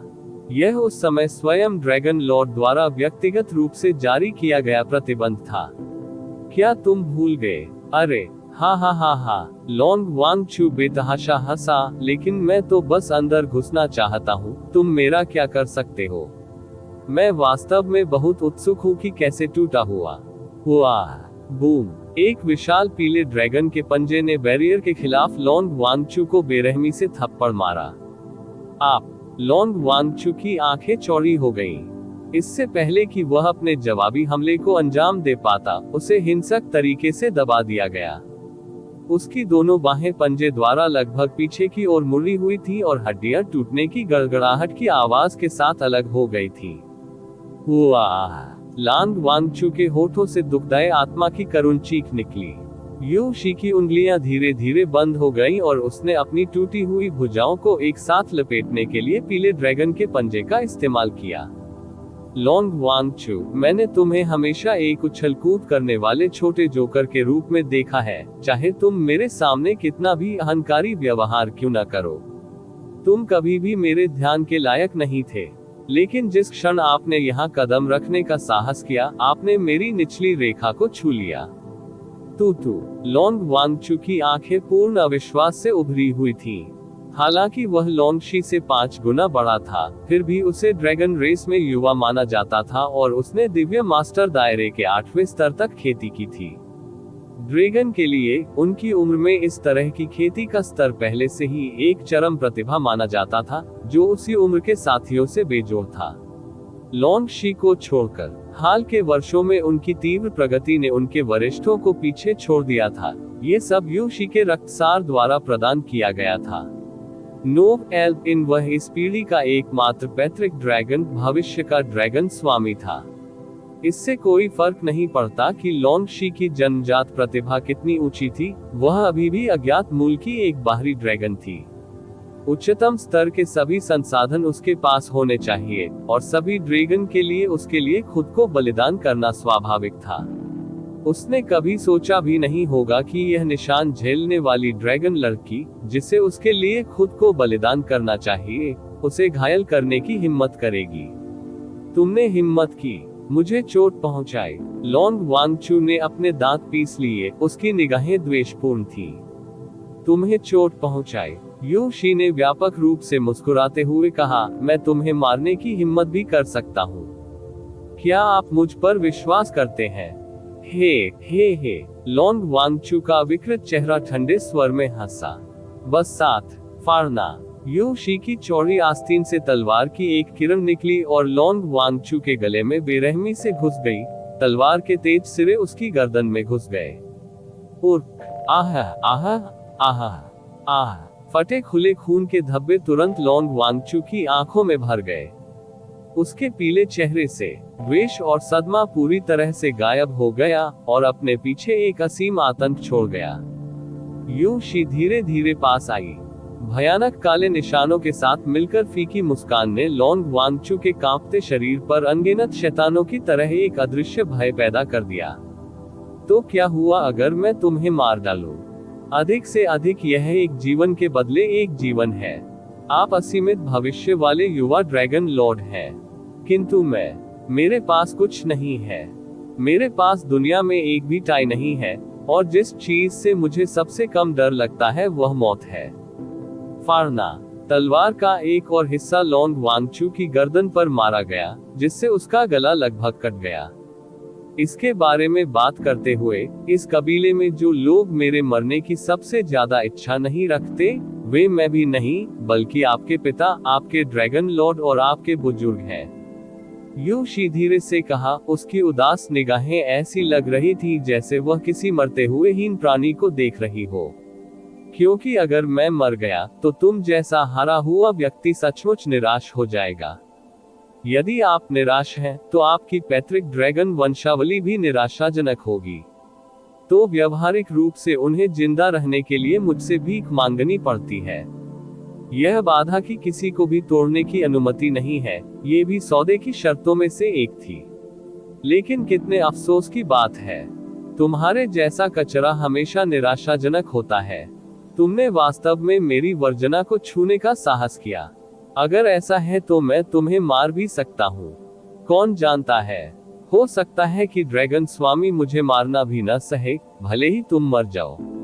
उसकी निर्मम हत्या का इरादा इतना गहरा था कि ऐसा लग रहा था जैसे यह उसकी पागलपन से कांपती हुई हर एक नस में छेद कर गया है। वाह, रुको। लंबे वांगचू की आंखें उभरी हुई थी। कर्कश शब्द उसके टूटे हुए गले से बाहर निकलने के लिए संघर्ष कर रहे थे, क्योंकि उसके पैर अपनी जगह पर लड़खड़ा रहे थे। मुझे छोड़ दो। ऐसा इसलिए था क्योंकि वह कोई धमकी या धमकी नहीं थी, बल्कि मौत का सच्चा आतंक था जो करीब आ रहा था। युन शी ने अपनी आंखें सिकोड़ ली।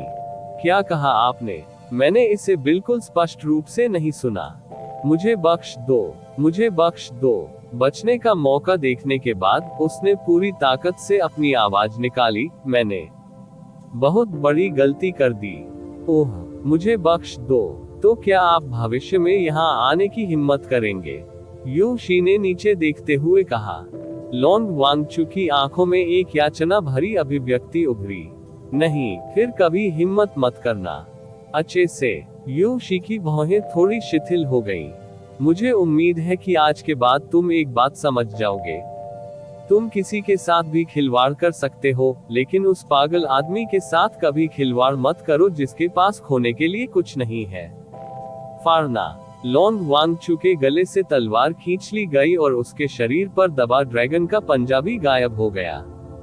बैरियर खुला, फिर बंद हो गया जब भारी ताकत ने उसे घिसे हुए जूते की तरह बाहर फेंक दिया। खांसी, खांसी, खांसी, खांसी, खांसी, खांसी। लॉन्ग वांगचू ने बेतहाशा खांसते हुए खून से सना झाग निकाला और अपनी ड्रैगन ऊर्जा का इस्तेमाल कर अपनी टूटी हुई भुजाओं को मजबूती से ठीक किया। एक हाथ उसके गले की चोट को छुपाने के लिए संघर्ष कर रहा था और दूसरा हाथ जमीन में खरोंच गया, क्योंकि उसने घबराकर यू शी से दूर जाने की कोशिश की। मौत उसके आज से इतनी करीब कभी नहीं थी और आतंक कभी इतना हार्ड कंपा देने वाला नहीं था। वह, जो बचपन से ही पूजा पाठ में डूबा हुआ बड़ा हुआ था, नासमझी से डरा हुआ था। इसके बारे में बोलते हुए, मैं आपको एक और बात भी बता सकता हूँ। बैरियर पर एक छोटी सी दरार खुल गई, जिसमें युनशी की भयानक आवाज आ रही थी। शुद्ध भूमि द्वारा भेजा गया अग्रदूत सफलतापूर्वक अनंत शुद्ध भूमि तक पहुंच गया है।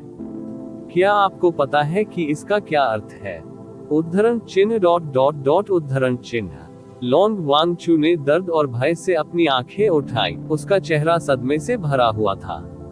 अनंत शुद्ध भूमि के स्थान की पुष्टि करने के बाद अगली बार जब मार्ग खुलेगा तो एबिसल सम्राट लोगों को शाश्वत शुद्ध भूमि में लाएगा। उस अग्रणी शूरवीर मोबाइचेन के पास शायद वह शाश्वत शुद्ध भूमि है और वह एबिसल सम्राट के आगमन की प्रतीक्षा कर रहा है। लेकिन ऐसे सीमित संख्या में लोग हैं जो हर बार मार्ग से गुजर सकते हैं। आपके अनुसार कौन जाने योग्य होगा और किसे त्याग दिया जाएगा? उत्तर स्पष्ट है, कूड़े को त्याग दिया जाना तय है।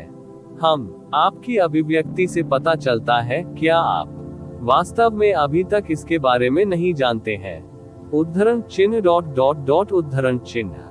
लॉन्ग वांगचू के गले की हड्डियां बजने लगी और उसकी आंखें जो अभी अभी सिकुड़ी थी, फिर से बड़ी हो गई। शुद्ध भूमि के अलावा भगवान के 6 साम्राज्य और ड्रैगन कबीले सभी इसके बारे में जानते हैं। ड्रैगन लॉर्ड ने मुझे इसके बारे में बताया, लेकिन उसने आपको नहीं बताया। आपके अनुसार इसका क्या मतलब है? लॉन्ग वांगचू अपनी जगह पर खड़ा था, उसका टूटा हुआ गला लगातार विकृत आवाजें निकाल रहा था। वह इस पर विश्वास करने को तैयार नहीं था, न ही उसने इस पर विश्वास करने का साहस किया। मैं ड्रैगन लॉर्ड की प्रतिक्रिया देखने के लिए इंतजार नहीं कर सकता जब आप जाते हैं और अयोग्य कूड़ेदान की तरह उससे शिकायत करते हैं। बैरियर बंद हो गया और सन्नाटा लौट आया। युन शी ने पलट कर देखा, अब उसे इस बात की चिंता नहीं रही कि लॉन्ग वांगचू बदला लेगा या परेशान करेगा या उसके दुख को निगल जाएगा। अब उसे परेशान करने वाला कोई नहीं था। उसने एक बार फिर समाधि के सामने घुटने टेक दिए। उसने अपना हाथ अपने दिल पर रखा और थोड़ा हिलते हुए अपनी आंखें बंद कर ली। वह घायल हो गई थी, अपना रक्त सार खो चुकी थी और लॉन्ग वांगचू पर हमला करने के लिए अपनी ऊर्जा भी खर्च कर चुकी थी। लेकिन उसके लिए उस तरह का दर्द उल्लेख करने लायक नहीं था और न ही इस निर्जन जगह में दर्द का एक संकेत दिखाने के लायक था। माँ, मुझे किलिन बोन स्पिरिट ऑर्किड मिला है। 5 आत्मा खजानों में से मेरे पास पहले से ही 4 है। सिर्फ मैं एक गायब है। तब तक मुझे नहीं, मैं तुम्हें निश्चित रूप से वापस लाऊंगा। मेरे लिए रुको, बस थोड़ी देर और रुको। कृपया मेरे लिए रुको। इसमें वास्तव में ज्यादा समय नहीं लगेगा। वह धीरे धीरे बुदबुदाती रही और ऐसे बात करती रही मानो उसकी माँ चुपचाप उसके सामने सुन रही हो। माँ, मैं बड़ा हो गया हूँ। यह आश्रय मेरे रक्तसार के बदले में दिया गया था। ये बिना किसी भावनात्मक उलझन के एक उचित सौदा था। जब आप वापस आते हैं तो आप रहने या जाने के लिए स्वतंत्र होते हैं और आपको किसी के द्वारा नियंत्रित नहीं किया जाता है। ड्रैगन गॉड दायरे में पहले जैसे कोई संबंध नहीं होंगे। उस समय जैसी कोई घटना नहीं होगी। जब समय आएगा मैं तुम्हारी रक्षा करूंगा और तुम मेरी रक्षा करोगे। हमें जहां जाना होगा हम जाएंगे। ठीक है। उद्धरण चिन्ह ... उद्धरण चिन्ह। माँ, मैंने उसे देखा। वह मरा नहीं है जैसा आपने उस समय कहा था और वह रसातल में भी आ गया है। मैंने पहले ही स्पष्ट रूप से अपने जीवन से पिता शब्द निकाल दिया है, लेकिन जब मैंने उन्हें देखा तो मैं अब भी खुद को नियंत्रित नहीं कर सका। मैंने कड़ी भड़ास निकाली, बहुत भद्दी भड़ास निकाली, एक छोटे बच्चे की तरह बदसूरत। हा, कितना हास्यास्पद है। मुझे पता है कि भले ही यह उस तरह की आपदा हो, आप फिर भी उससे मिलना चाहेंगे। आपको वापस आना होगा, भले ही उसे दोबारा देखना हो। कृपया, मैं आपसे विनती कर रहा हूँ, मत करो, गायब हो जाओ। माँ, तुम ही वह सब कुछ हो जो मैंने छोड़ा है। तुम सचमुच हो वह सब कुछ जो मैंने छोड़ा है। उसके हाथ ने समाधि के पत्थर के शीर्ष को सहलाया। कब्र के पत्थर के सामने मिट्टी के भीतर उसके पूरे जीवन भर के आंसू छिपे हुए थे। लॉन्ग वांगचू ने जबरदस्ती अपनी बाहें सीधी की और अपनी गर्दन की चोट को अपनी शर्ट से लपेट लिया। जैसे ही वह लड़खड़ाते हुए अपने पहाड़ी क्षेत्र की ओर वापस जा रहा था, एक शक्तिशाली लेकिन सामान्य सी आवाज आई, वांगचू, क्या हुआ? लॉन्ग वांगचू के कदम रुक गए। उसकी आंखों में नफरत की चमक उठी जो बाद में संघर्ष से बदल गई। आखिरकार वह मुड़ा और शांत चेहरा बनाए रखने की पूरी कोशिश की। ज्यादा कुछ नहीं। खेती करते समय मुझे अकस्मात चोट लग गई। मेरे बारे में चिंता करने के लिए धन्यवाद बड़े बुजुर्ग। जब बड़े बुजुर्ग की नजर उसकी गर्दन पर पड़ी तो वह थोड़ा घबरा गया, लेकिन उसने मामले को आगे नहीं बढ़ाया। उन्होंने उदासीनता से कहा, ठीक है, खेती करते समय आपको चोट लगना तय है, इसलिए अच्छा है कि कोई खास बात नहीं है। ठीक जब वह जाने ही वाला था, लोंग वांगचू ने उसे रोक दिया। बड़े बुजुर्ग, मेरा एक प्रश्न है। मैंने सुना है कि प्योरलैंड द्वारा भेजे गए एबिसल नाइट्स अनंत प्योरलैंड तक पहुंचने में कामयाब रहे। बड़े बुजुर्ग ने अचानक अपनी नजरें घुमा ली। तुम्हें कैसे पता? तो ऐसा लगता है कि ड्रैगन लॉर्ड इसे रोक नहीं सका और उसने तुम्हें पहले ही बता दिया। बात नहीं। लोंग वांगचू के मुंह का कोना अस्वाभाविक रूप से हिल गया। ये सही है। अग्रणी शूरवीर सफलतापूर्वक अनंत शुद्ध भूमि तक पहुंचे और मार्ग बंद होने से पहले हमें एक संदेश भेजा। वह 1 साल पहले की बात है, लेकिन समय के काले ज्वार के कारण अनंत शुद्ध भूमि में केवल 1 महीना ही बीतना चाहिए था। हालांकि अनंत शुद्ध भूमि में बिजली का स्तर वास्तव में कम है। दिव्य गुरु क्षेत्र इसका शिखर है। स्थिति पर नियंत्रण पाने के लिए एबिसल नाइट्स के लिए 1 महीना पर्याप्त होना चाहिए। वह एबिसल नाइट मोबाइचेन भाग्यशाली हो गया। एक अग्रणी के रूप में वह इतिहास में हमेशा के लिए अमर हो जाएंगे। लोंग वांगचू का दिल हिल गया। लोंग शी ने जो कहा वह सच था, और वास्तव में ड्रैगन लॉर्ड ने उसके बजाय सबसे पहले उसे इसके बारे में बताया था। उसने चुपके से सांस ली और जांच करना जारी रखा। फिर अगर रास्ता फिर से खुल गया तो कितने लोग गुजर सकते हैं? बड़े बुजुर्ग ने उस पर गहरी नजर डाली और कहा, केवल एबिसल सम्राट ही मार्ग खोल सकता है और इसे हर 50 साल में केवल 1 बार खोला जा सकता है। जहां तक उन लोगों की संख्या का सवाल है जो वहां से गुजर सकते हैं, ये भी केवल एबिसल मोनार्क ही जानता है। लेकिन परित्याग आवश्यक है। एक बार जब रसातल ने शुद्ध भूमि खो दी, राज्यों को खो दिया, ये सचमुच मौत की खाई बन जाएगी। मार्ग को खोलने के लिए 6 राज्यों की सहायता और हमारी शक्ति की आवश्यकता है, इसलिए इस समय हम ही हैं जो इसके बारे में जानते हैं। ध्यान रखें कि इसे दूसरों तक लीक न करें, इसमें हमारे अलावा अन्य ड्रैगन कबीले भी शामिल हैं। बड़े बुजुर्ग ने उसे गहरी आवाज में चेतावनी दी, हालांकि उसे यकीन था कि ड्रैगन लॉर्ड ने लंबे समय तक वही चेतावनी दोहराई थी। चिंता मत करो बड़े बुजुर्ग, मैं समझता हूँ। लोंग वांगचू ने तुरंत जवाब में अपना सिर हिलाया, लेकिन जैसे ही वह पीछे मुड़ा, उसने अपने दांत भींच लिए। उसके दिल में हलचल मच गई। इस तरह के और अपडेट के लिए कृपया हमारे चैनल ऑडियो बुक्स 108 को सब्सक्राइब करें और नोटिफिकेशन सक्षम करें। धन्यवाद। देवताओं के विरुद्ध अध्याय 2019 की ली सु, जीवन की सृजन देवी, वह ली सु युनचे ने अपने सामने सफेद आकृति को देखा और हैरान रह गया। हाँ, सफेद आकृति ने धीरे से उत्तर दिया, आपका आश्चर्य और अविश्वास बिल्कुल सामान्य है, क्योंकि दुनिया के लिए जीवन की सृजन देवी का बहुत पहले ही निधन हो चुका है। ली सुओ, देव जाति के 4 सृजन देवताओं में से जीवन की सृजन देवी का नाम। सबसे आदरणीय और श्रद्धेय रचना ईश्वर सबके प्रिय स्वर्गीय नेदरफ्रॉस्ट झील के अंदर आइस फीनिक्स आत्मा, जिसने कभी जीवन के दिव्य महल में सेवा की थी, ने इसे अपने जीवन का सबसे बड़ा सम्मान माना। उसने अनगिनत जीव जंतुओं और जातियों का निर्माण किया था, और उसने जो पहली जाति बनाई वह वुड स्पिरिट रेस थी। आप ऑडियो बुक्स 108 देख रहे हैं। धोखेबाजों से सावधान रहें। उन्होंने जो जीवन का दिव्य चमत्कार विकसित किया वह एक सच्चा चमत्कार था, जिसने एक बार अनगिनत लोगों की जान को नुकसान से बचाया था। उसके अस्तित्व के सभी अभिलेख दयालुता, पवित्रता, पराक्रम, अत्यंत पवित्रता और अतुलनीय पवित्र सौंदर्य की शाश्वत प्रतिष्ठा छोड़ गए। एकमात्र महिला सृजन भगवान के रूप में वह निष्पक्ष सेक्स के लिए सुंदर शब्द की उत्पत्ति और शिखर थी। ड्रैगन गॉड दायरे के ड्रैगन गॉड के प्राचीन अभिलेखों में एक बार ली सुओ की दिव्य उपस्थिति का वर्णन किया गया था। सृष्टि ईश्वर जिसने क्षेत्र निर्माण, जीवन निर्माण और प्रकाश दिव्य ऊर्जा की शक्ति धारण की। वह एक दयालु और करुणामय आत्मा थी जिसके पास वह पवित्र शक्ति थी जो दुनिया में सभी जीवित और निर्जीव चीजों को बचा सकती थी, और एक बाहरी और आंतरिक सुंदरता थी जो सृष्टि के अमर क्षेत्र की सीमाओं को पार कर गई थी। उनकी सुंदरता इतनी महान थी कि यह कहा जाता था कि ब्रह्मांड का निर्माण करते समय पैतृक भगवान ने सुंदरता की अवधारणा का 3/10वां हिस्सा दुनिया को दिया था और बाकी लीसुओं को दिया था। सितारे और चंद्रमा उसकी दिव्य उपस्थिति के सामने सूखी धूल की तरह उज्जवल थे।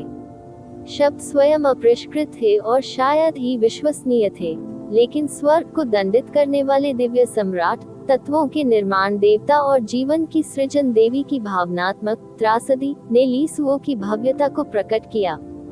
सृष्टि के 2 सबसे शक्तिशाली देवता पहले उस पर मोहित थे। जब स्वर्ग पर हमला करने वाला शैतान सम्राट वापस लौटा और उसे जीवन की सृजन देवी के निधन के बारे में पता चला, भले ही तब से कई 100,000 साल पहले ही हो चुके थे, जब भी उसने लीसुओ नाम का उल्लेख किया, तब भी उसका स्वर छलक उठा। ईर्ष्या का बासी स्वाद जिसने यूचे को अपने जूते हिलाकर रख दिया। चूंकि यह ईर्ष्या थी न कि तिरस्कार, ये स्पष्ट था कि शैतान सम्राट चियुआन के मन में शानदार लीसुओं के प्रति एक अवचेतनहीन भावना थी।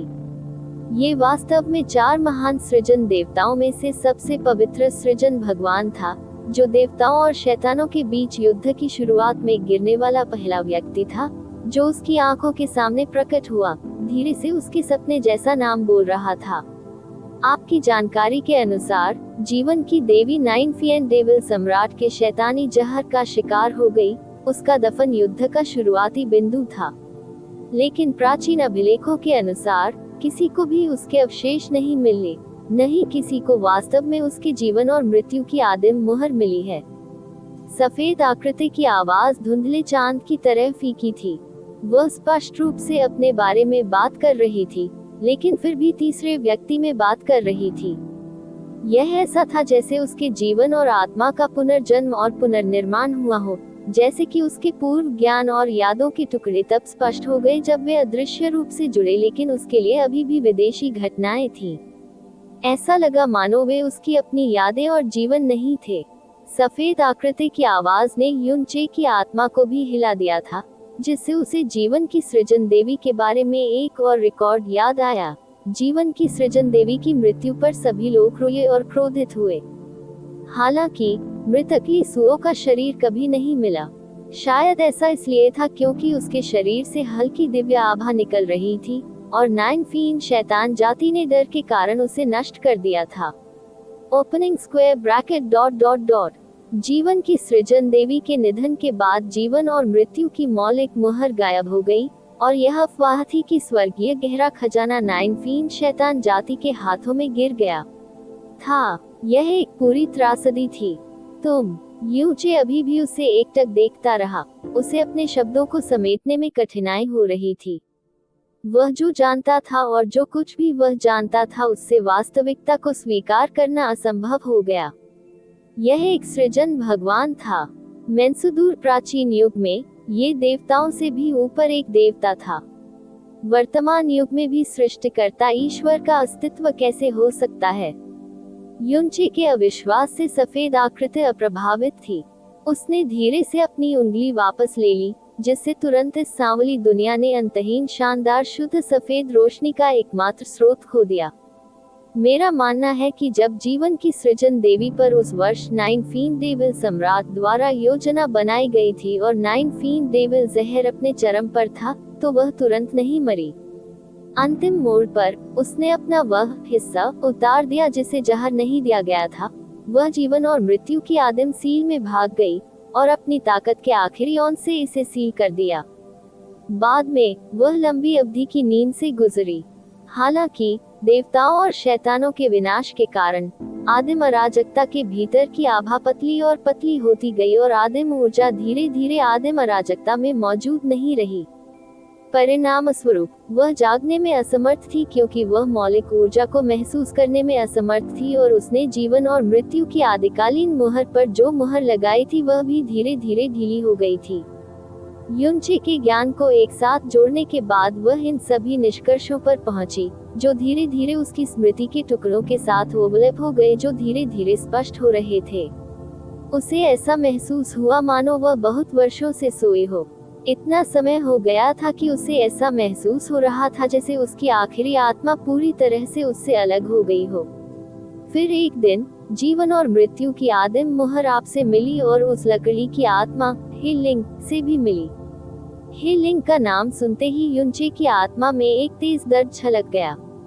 आखिरकार उन्होंने एक सवाल दागा, क्या ये हे लिंग की जीवन आभा थी जिसने आपको जगाया? हाँ और ना, सफेद आकृति ने उसे एक मायावी उत्तर दिया। हे लिंग की जीवन आभा अत्यंत शुद्ध थी, मानो यह मेरी अपनी जीवन आभा के समान ही उत्पन्न हुई हो। जब उसकी आभा ने मुझे छुआ तो यह मीठा अमृत पाने जैसा था, जिसने मेरे जीवन और चेतना को फिर से भर दिया, उसे नींद से जगा दिया। एक बार जब मैंने अपने ज्ञान को एकत्रित किया, मुझे पता चला कि मैं जीवन की सृजन देवी थी। लकड़ी की आत्माएं शुद्ध आत्माएं थी जिन्हें मैंने अपने जीवन स्रोत का उपयोग करके बनाया था। तो हाँ, हमारे जीवन की उत्पत्ति एक ही थी। उसका मुझे जगाने में सक्षम होना काफी सामान्य माना जा सकता है। फिर आपके अनुभवों का अनुसरण करने के बाद ही मुझे एहसास हुआ कि जिसने मुझे सचमुच जगाया और धीरे धीरे पूरा किया, वह आप ही थे, वह नहीं। यह आप पर पितृ देवता की दिव्य आभा के कारण था। उद्धरण चिन्ह ... उद्धरण चिन्ह। युनचे धीरे धीरे गंभीर हो गया। ये स्वघोषित लिसुओ हमेशा जीवन और मृत्यु की आदिम मुहर के अंदर था। क्या ने यंग रा ने ही उसे ये दिया था और वह इसे कभी भी सफलतापूर्वक सक्रिय नहीं कर पाया था। मुहर के बारे में रिकॉर्ड ढूंढना भी बहुत कम था, इसलिए उसने धीरे धीरे हार मान ली और इसके बारे में भूल गया। जीवन और मृत्यु की आदिम मुहर बहुत लंबे समय से स्काई पॉइजन पील के एक कोने के अंदर चुपचाप बैठी हुई थी। यदि वह उस क्षण पहले ही जाग गई थी जब उसने जीवन और मृत्यु की मौलिक मुहर प्राप्त की थी, तो उसने वह सब कुछ अनुभव भी किया था जिससे वह बाद में गुजरा था, जिसमें पैतृक वसीयत के साथ उनकी बातचीत भी शामिल है। उसे अचानक वह भ्रामक आवाज याद आ गई जिसके बारे में उसने सोचा था कि उसने तब सुना था जब उसने पहली बार जीवन और मृत्यु की आदिम मुहर प्राप्त की थी। जब आप उठे तो क्या आपने निहुअन नाम कहा था? उसने पूछा। हाँ, उसने उसे सीधा जवाब दिया। जब मैं पहली बार नींद से जागा तो मैं एक नवजात शिशु की तरह था। अनगिनत संख्या में टुकड़े बह रहे थे और आपकी आभा ने निहुआन नाम के टुकड़े को हिला दिया, जिससे मैं अनजाने में उन शब्दों को कहने लगा। यह मेरी चेतना से एक सहज कॉल थी। उस समय मुझे ये भी नहीं पता था कि निजुआन कौन थी, नहीं मुझे पता था कि मैं खुद कौन थी। सफेद आकृति ने उसकी याददाश्त जारी रखी। मेरी प्रारंभिक चेतना केवल कुछ नामों को ही पहचानने में सक्षम थी। मोई, निहुआन, शिके, लिसुओ, हेवन, स्मिटिंग, नाइन फींग, ओरिजिनल डार्कनेस, निर्वाण, और दो नाम जिन्होंने मेरे मन को सबसे बड़ी शांति दी। बाद में वे धीरे धीरे स्पष्ट हो गए। दोनों में से एक मेरी शिष्या थी और दूसरी मेरी पालक बेटी थी। मेरा शिष्य लोंग शिन शी, मेरी पालक बेटी लिंग वानहु। वाह! युचे के शरीर से एक लाल चमक निकली जो एक प्यारी लड़की की आकृति में बदल गई। वानहु को कौन बुला रहा है? हांग स्पष्ट रूप से अभी भी नींद में था और अभी अभी उठा था। उसकी सिंदूरी तारा में आंखें आश्चर्य से झपकने लगी। उसने अपने सामने सफेद आकृति को देखा। उद्धरण चिन्ह प्रश्नवाचक चिन्ह प्रश्नवाचक चिन्ह। बड़ी गोरी बहन, तुम्हें कैसे पता चला कि मेरा दूसरा नाम वानहु है? केवल बड़ी बहन शेनशी को ही यह रहस्य पता होना चाहिए। उद्धरण चिन्ह ... उद्धरण चिन्ह। सफेद आकृति ने चुपचाप लड़की की ओर देखा और अत्यधिक शुद्ध सफेद रोशनी थोड़ी गर्म हो गई। युचे ने हंगर को देखा, फिर सफेद आकृति को देखा, और जब उसने हंगर को देखा तो अचानक जी युआन के असामान्य व्यवहार और नर्म आवाज के बारे में सोचा। दिव्य आत्मा हांगर को अंधेरे के घटक को हटा दिए जाने के बाद डेविल स्लेयर की तलवार बदलने वाली विशेषता के साथ पुनः पूर्ति की गई थी। क्या ये जीवन की सृजन देवी थी जिसने उसे ये दिया था? ये बिल्कुल वैसा ही है जैसा आप सोचते हैं। ऐसा लग रहा था जैसे सफेद आकृति ने उसके दिमाग को पढ़ लिया हो। जब मोई और नी हुआन के बीच मुकाबला हुआ तो नी हुआन हार गया, लेकिन मोई को पता था कि अनुचित लड़ाई में कोई सम्मान नहीं है, इसलिए उसने कुछ छूट दे दी। नी जुआन और जी युआन की बेटी को नष्ट करने के बजाय उसने उसके अंधेरे घटक को हटाने का फैसला किया। सृष्टि के देवता और शैतान सम्राट की बेटी के रूप में उनके जीवन और आत्मा का स्तर अतुलनीय रूप से ऊंचा था। एकमात्र व्यक्ति जो अलगाव के बाद संपूर्ण शरीर और आत्मा का पुनर्निर्माण कर सकता था, वह जीवन की देवी थी। उद्धरण चिन्ह ... उद्धरण चिन्ह। यूचे चुपचाप सुनता रहा। सफेद आकृति की वर्तमान आवाज के स्वर से वह सुन पा रहा था कि बोले जा रहे शब्द केवल अनुमान नहीं थे, बल्कि स्मृति के टुकड़े से ठंडी कठोर सच्चाई थी। जीवन की देवी ने नी जुआन की अधूरी बेटी को पूर्ण जीवन में बदल दिया और उसे अपनी पालक बेटी के रूप में ले लिया। उस समय जीवन के दिव्य महल में वानहु के फूल खिले थे और इस प्रकार उसका नाम वानहु रखा गया। अंत में नी हुआन की इच्छा के अनुसार उसे स्वॉर्ड स्पिरिट गॉड कबीले को सौंपा गया। तलवार आत्मा बनने के बाद उसने उपनाम लिंग अपनाया और तलवार आत्मा भगवान कबीले की राजकुमारी बन गई। स्मृति के टुकड़े में, जैसे कि उसने वास्तव में कोई वादा किया हो, वह कभी अपनी बेटी को देखने नहीं गया था और जीवन की देवी की बात की यादों में भी कभी प्रकट नहीं हुआ था। ये सिर्फ इतना था कि चाहे वह मोही हो या जीवन की देवी, उनमें से कोई भी नहीं जानता था कि उसका अंधेरा हिस्सा मारा नहीं गया था। इसके बजाय वह उसे पूरी दुनिया से छुपा रहा था। इसमें कोई संदेह नहीं था कि वह आपके बारे में बात कर रही थी।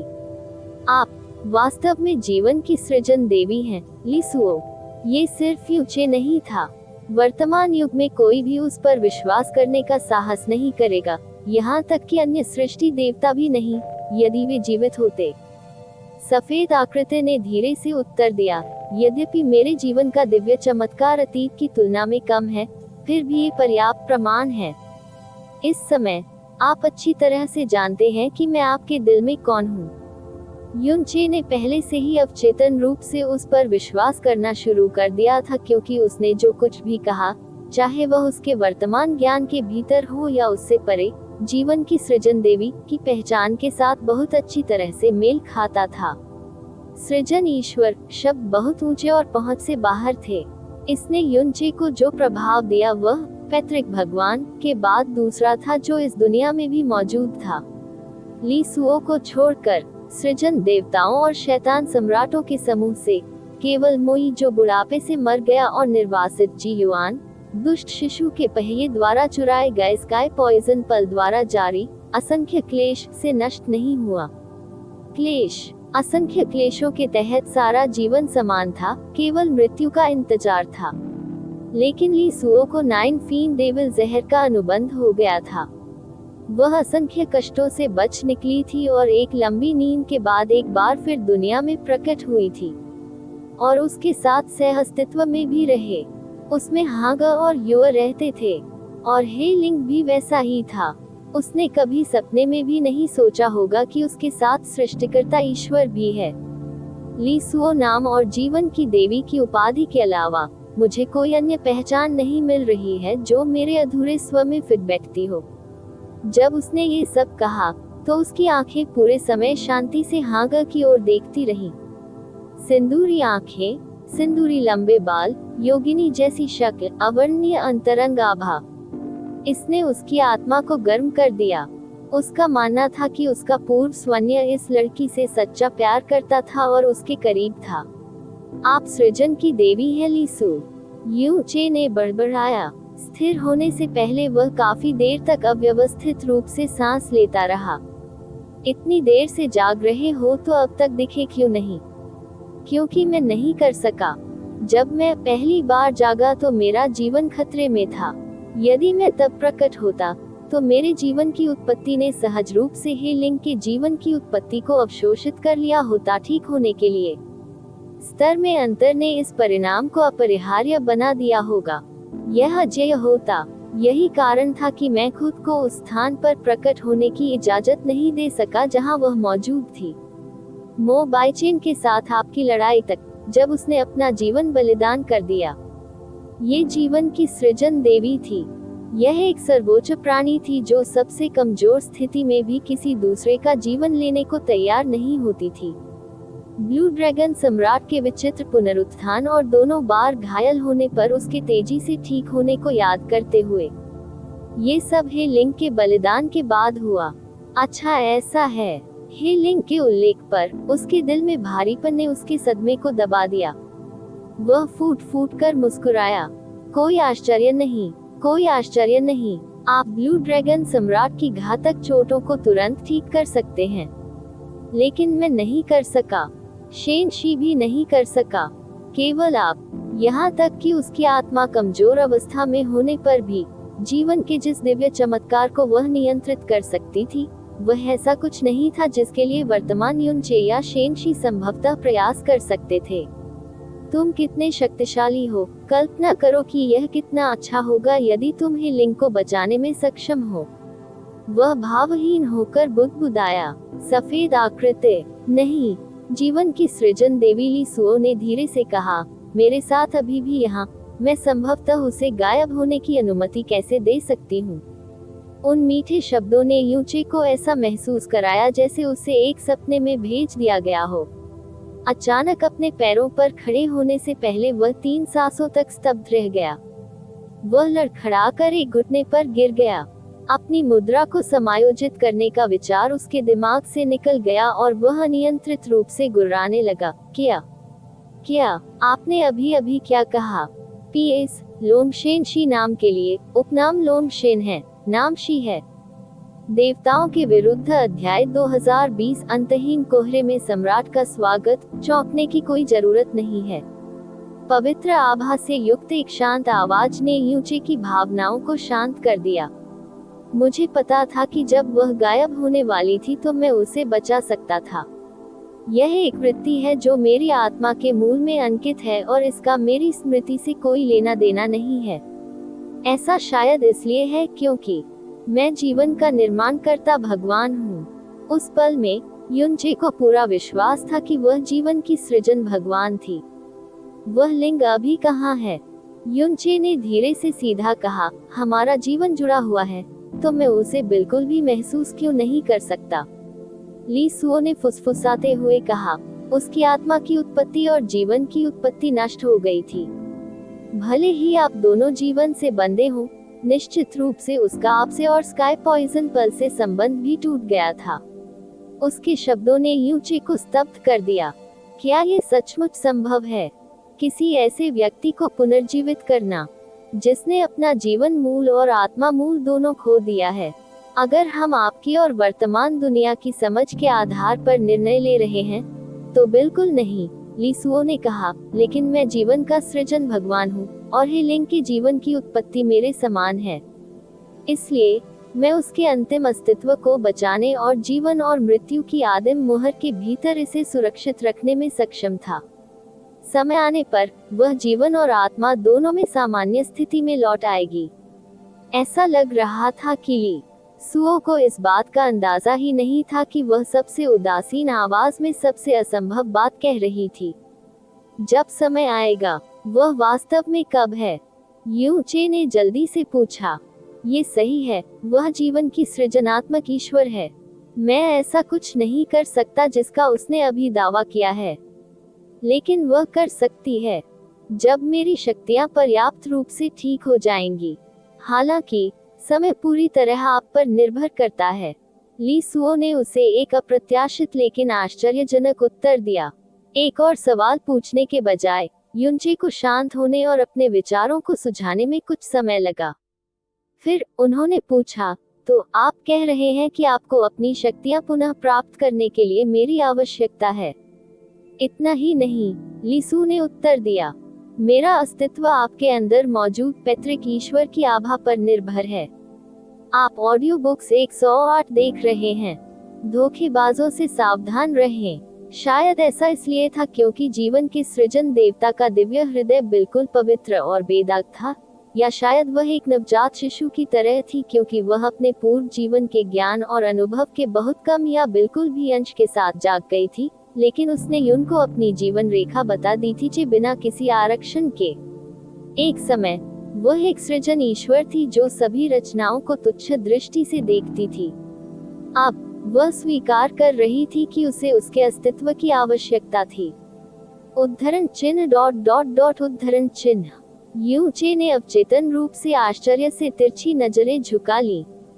ये सब बहुत हास्यास्पद था, और फिर भी वह बिल्कुल सही थी।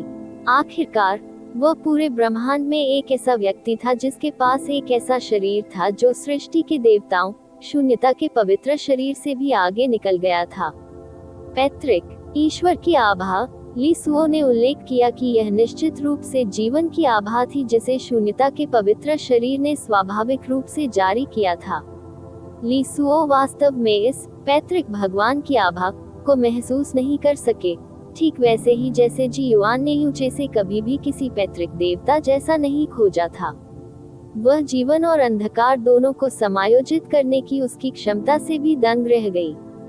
जब तक उसने जिया क्विंग्यू के जीवन की आभा और यादों पर ध्यान नहीं दिया, तब तक उसे अंततः पैतृक भगवान के अस्तित्व का एहसास नहीं हुआ। शुरुआत में ली सुओ ने सोचा कि ये लिंग के जीवन की आभा ने ही उसे जगाया है। जब तक उसने यूचे और पैतृक वसीयत की बातचीत नहीं देखी, तब तक उसे समझ नहीं आया कि यूचे के पास पैतृक भगवान की आभा है। संक्षेप में, यूचे को पैतृक वसीयत के 600 चक्रों की पैतृक शक्ति प्राप्त हुई थी। निश्चित रूप से ये सच्चे पूर्वज ईश्वर की शक्ति की तुलना में धूल का एक कण था, लेकिन फिर भी यह स्वर्ग को चुनौती देने और प्राकृतिक व्यवस्था को तोड़ने के लिए पर्याप्त था। विमानों का दमन इसी तरह से काम करता था। अच्छा ऐसा है। यूचे ने धीरे से सिर हिलाया। अब मैं समझा। आप कह रहे हैं कि एक बार जब मैं एक निश्चित स्तर पर पहुंच जाता हूं, एक बार जब मेरे जीवन की आभा काफी मजबूत हो जाती है, तो मेरी उपस्थिति ही आपके खोए हुए जीवन, दिव्य आत्मा और सृजन ईश्वर की शक्तियों को पुनर्जीवित कर देगी। और जब आप कुछ हद तक ठीक हो जाएंगे, तो आप ही लिंग को पुनर्जीवित करने में सक्षम होंगे। यदि ली सुओ कोई और होती, तो यूचे को बिल्कुल संदेह होता कि वह लिंग के पुनरुद्धार को सौदेबाजी के साधन के रूप में उपयोग कर रही थी। वह उसे कम से कम समय में मजबूत होने के लिए मजबूर कर रही थी ताकि वह अपनी स्वतंत्रता और शक्ति हासिल कर सके। हालांकि ली सुओ जीवन के सृजन देवता थे और उनके पास एक पवित्र हृदय और पवित्र आत्मा थी। जब वह सबसे कमजोर स्थिति में थी, तब भी वह लिंग के जीवन की आभा को नुकसान पहुंचाने के लिए तैयार नहीं थी, तो वह संभवतः ऐसी योजना कैसे बना सकती थी? ये सही है, ली सुओ ने उदासीन, क्षणभंगुर स्वर में कहा। मैं वास्तव में नहीं जानता कि आपकी साधना प्रगति मेरी पुनर्प्राप्ति गति की ऊपरी सीमा निर्धारित करती है या नहीं, लेकिन यह मान लेना उचित है कि आप जितना मजबूत होंगे, मैं उतनी ही तेजी से सक्षम हो पाऊंगा। ठीक हो जाओगे, और जितनी जल्दी तुम ही लिंग को पुनर्जीवित कर पाओगे। यूचे को अपनी आत्मा में पागल खुशी और उत्साह को दबाने में एक और पल लगा। एक पल की झिझक के बाद उसने पूछा, क्या मैं उसे अभी देख सकता हूँ? आप कर सकते हैं, लेकिन मैं इसकी अनुशंसा नहीं करूँगा, ली सुओ ने उत्तर दिया। ये दुनिया अथाह धूल से भरी है। यदि मैं जीवन और मृत्यु की आदिम सील खोलता हूँ और अथाह धूल अंदर चली जाती है, तो इसके परिणाम स्वरूप अप्रत्याशित परिणाम हो सकते हैं। साथ ही उसे अभी सोने की जरूरत है। यदि आप उसे देखेंगे तो भी आप उससे संवाद नहीं कर पाएंगे। फिर से उसे जागने के लिए मजबूर करने से अप्रत्याशित परिणाम हो सकते हैं। युनचे ने तुरंत अपनी इच्छाओं पर काबू पाया और उत्तर दिया, मैं समझता हूँ। मुझे बेहतर पता होना चाहिए था। वो अभी भी जीवित हैं। भगवान का शुक्र है, भगवान का शुक्र है। 10 साल, 100 साल, 1000 साल, 10,000 साल, मैं आपको सुरक्षित और स्वस्थ देखने के लिए जब तक जरूरत होगी इंतजार करने को तैयार हूँ। रसातल एक खतरनाक पापपूर्ण स्थान है, इसलिए आपको बस शांति से सोना चाहिए। मैं तुम्हें मेरे लिए चिंता करने या अपने पापों का बोझ उठाने पर मजबूर नहीं करूँगा। उसे याद आया कि हागर ने उसे पहले क्या बताया था। हागा ने कहा था कि श्वेत बड़ी बहन उसे ठीक करने के बाद गहरी नींद में सो जाएगी। स्पष्ट रूप से ली सुओ की वर्तमान स्थिति में जीवन का चमत्कार डालने से उसे गंभीर नुकसान होगा। उनकी बाहरी चोटें पहले ही ठीक हो चुकी थीं। उनकी आंतरिक चोटें गंभीर थीं, लेकिन अगर उनके पिछले अनुभवों पर गौर किया जाए तो उन्हें पूरी तरह से ठीक हो जाना चाहिए जब उन्होंने विधर्मी ईश्वर वंश को समाहित कर लिया। यह ऐसा था मानो हर बार जब उसे विधर्मी ईश्वर वंश प्राप्त हुआ तो उसका पुनर्जन्म हुआ। ली सुओ, यू चे ने पूछने से पहले एक पल के लिए झिझकते हुए कहा, या क्या आप चाहते हैं कि मैं आपको भगवान, सृजन भगवान के रूप में संबोधित करूं? ली सुओ का उत्तर शांत झरने की तरह उदासीन था।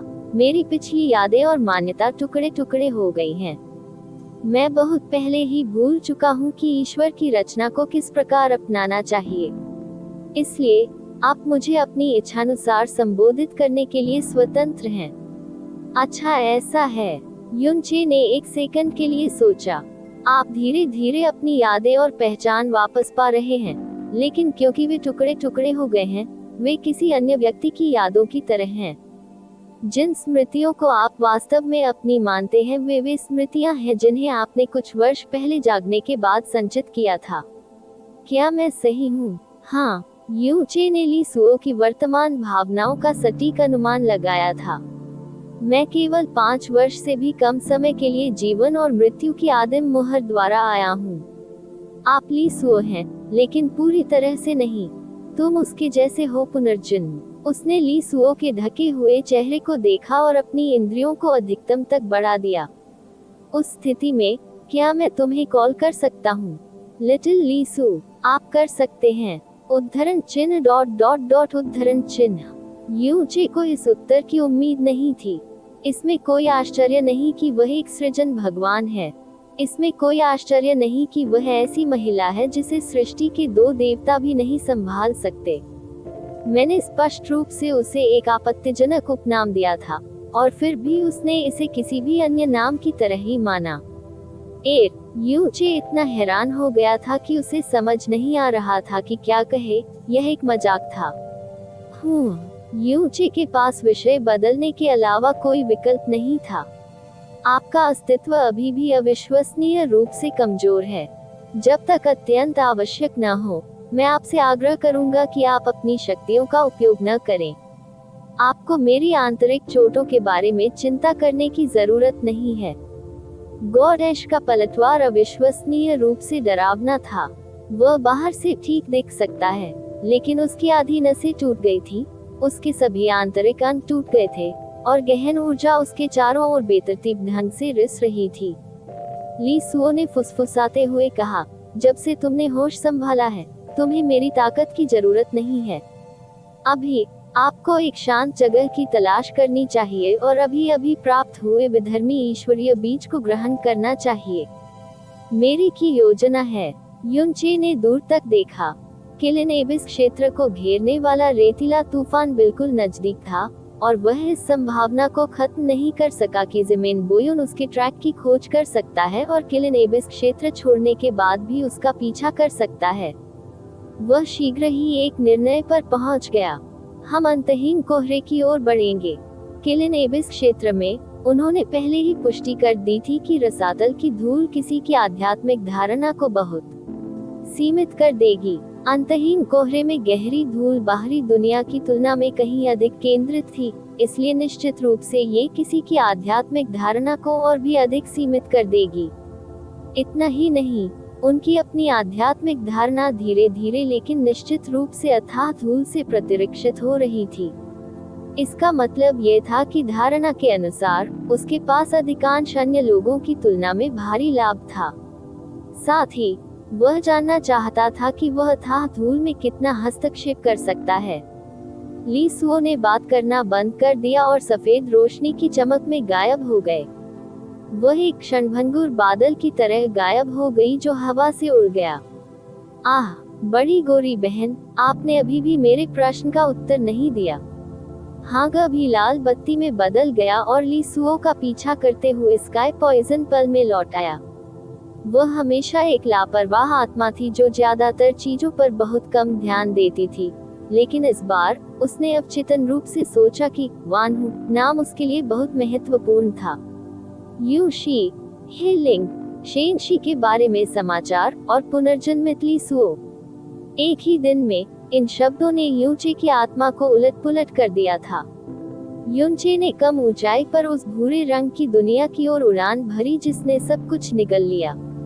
यू शी, मेरी बेटी, तुम सही हो। अपनी वर्तमान ताकत के साथ मैं आपकी रक्षा नहीं कर पाऊंगा, भले ही मैं आपके और शेनशी के पक्ष में जाने के लिए मजबूर हो जाऊं।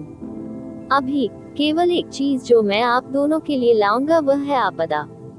तो मेरा इंतजार करो। आपके पिता पैतृक ईश्वर के प्रिय हैं और उनके पास विधर्मी ईश्वर और स्वर्ग में शैतान सम्राट की विरासत दोनों हैं। यहाँ तक कि मुझे सृष्टि के देवता की सहायता भी प्राप्त है। इस बात का उल्लेख करने की आवश्यकता नहीं है कि मेरे पास प्रारंभिक अराजकता को बचाने के लिए कुछ भी करने का दृढ़ संकल्प है। तो क्या हुआ अगर यह रसातल है? बस मुझे कुछ समय दीजिए और मैं उस मुकाम तक बढ़ूंगा जहाँ कोई भी चीज मेरे रास्ते में नहीं आ सकती। अतीत में तुम्हें जो कुछ भी सहने के लिए मजबूर किया गया था, अगली बार जब हम मिलेंगे तो मैं वह सब झेलूंगा। जैसे जैसे अंतहीन कोहरा करीब और करीब आता गया, युनचे ने अवचेतन रूप से उस दिशा में नजर डाली जिस दिशा में युनशी गया था। ड्रैगन, यदि आपने इस समय मेरी बेटी और शेनशी की रक्षा की है, तो मैं अपने नाम की कसम खाता हूँ कि मेरी दया में आप सभी शामिल होंगे। आपने मेरे प्रियजनों पर जो भी दया की है उसका प्रतिफल 100 गुना होगा। लेकिन अगर मुझे पता चला कि आपने मेरी बेटी और शेनशी के साथ दुर्व्यवहार किया है, तब मैं ये सुनिश्चित करूंगा कि तुम्हारी जाति रसातल के साथ विलुप्त हो जाए। जैसे ही उसने अंतहीन कोहरे के संपर्क में आया, ऐसा लगा जैसे उसे एक विशाल भूरे रंग के दांत ने निगल लिया हो। वह ऐसे ही चला गया था। सबसे ऊंचे पर्वत के नीचे पैतृक ड्रैगन पर्वत श्रृंखला की लगभग हर क्रूर शक्ति इसी स्थान पर केंद्रित थी। हालांकि कोई बाधा नहीं थी, उनकी अदृश्य लेकिन भव्य शक्ति ने स्वाभाविक रूप से सभी प्राणियों को दूर रखा। ऐसा इसलिए था क्योंकि यहीं पर पैतृक ड्रैगन डिवाइन हॉल स्थित था।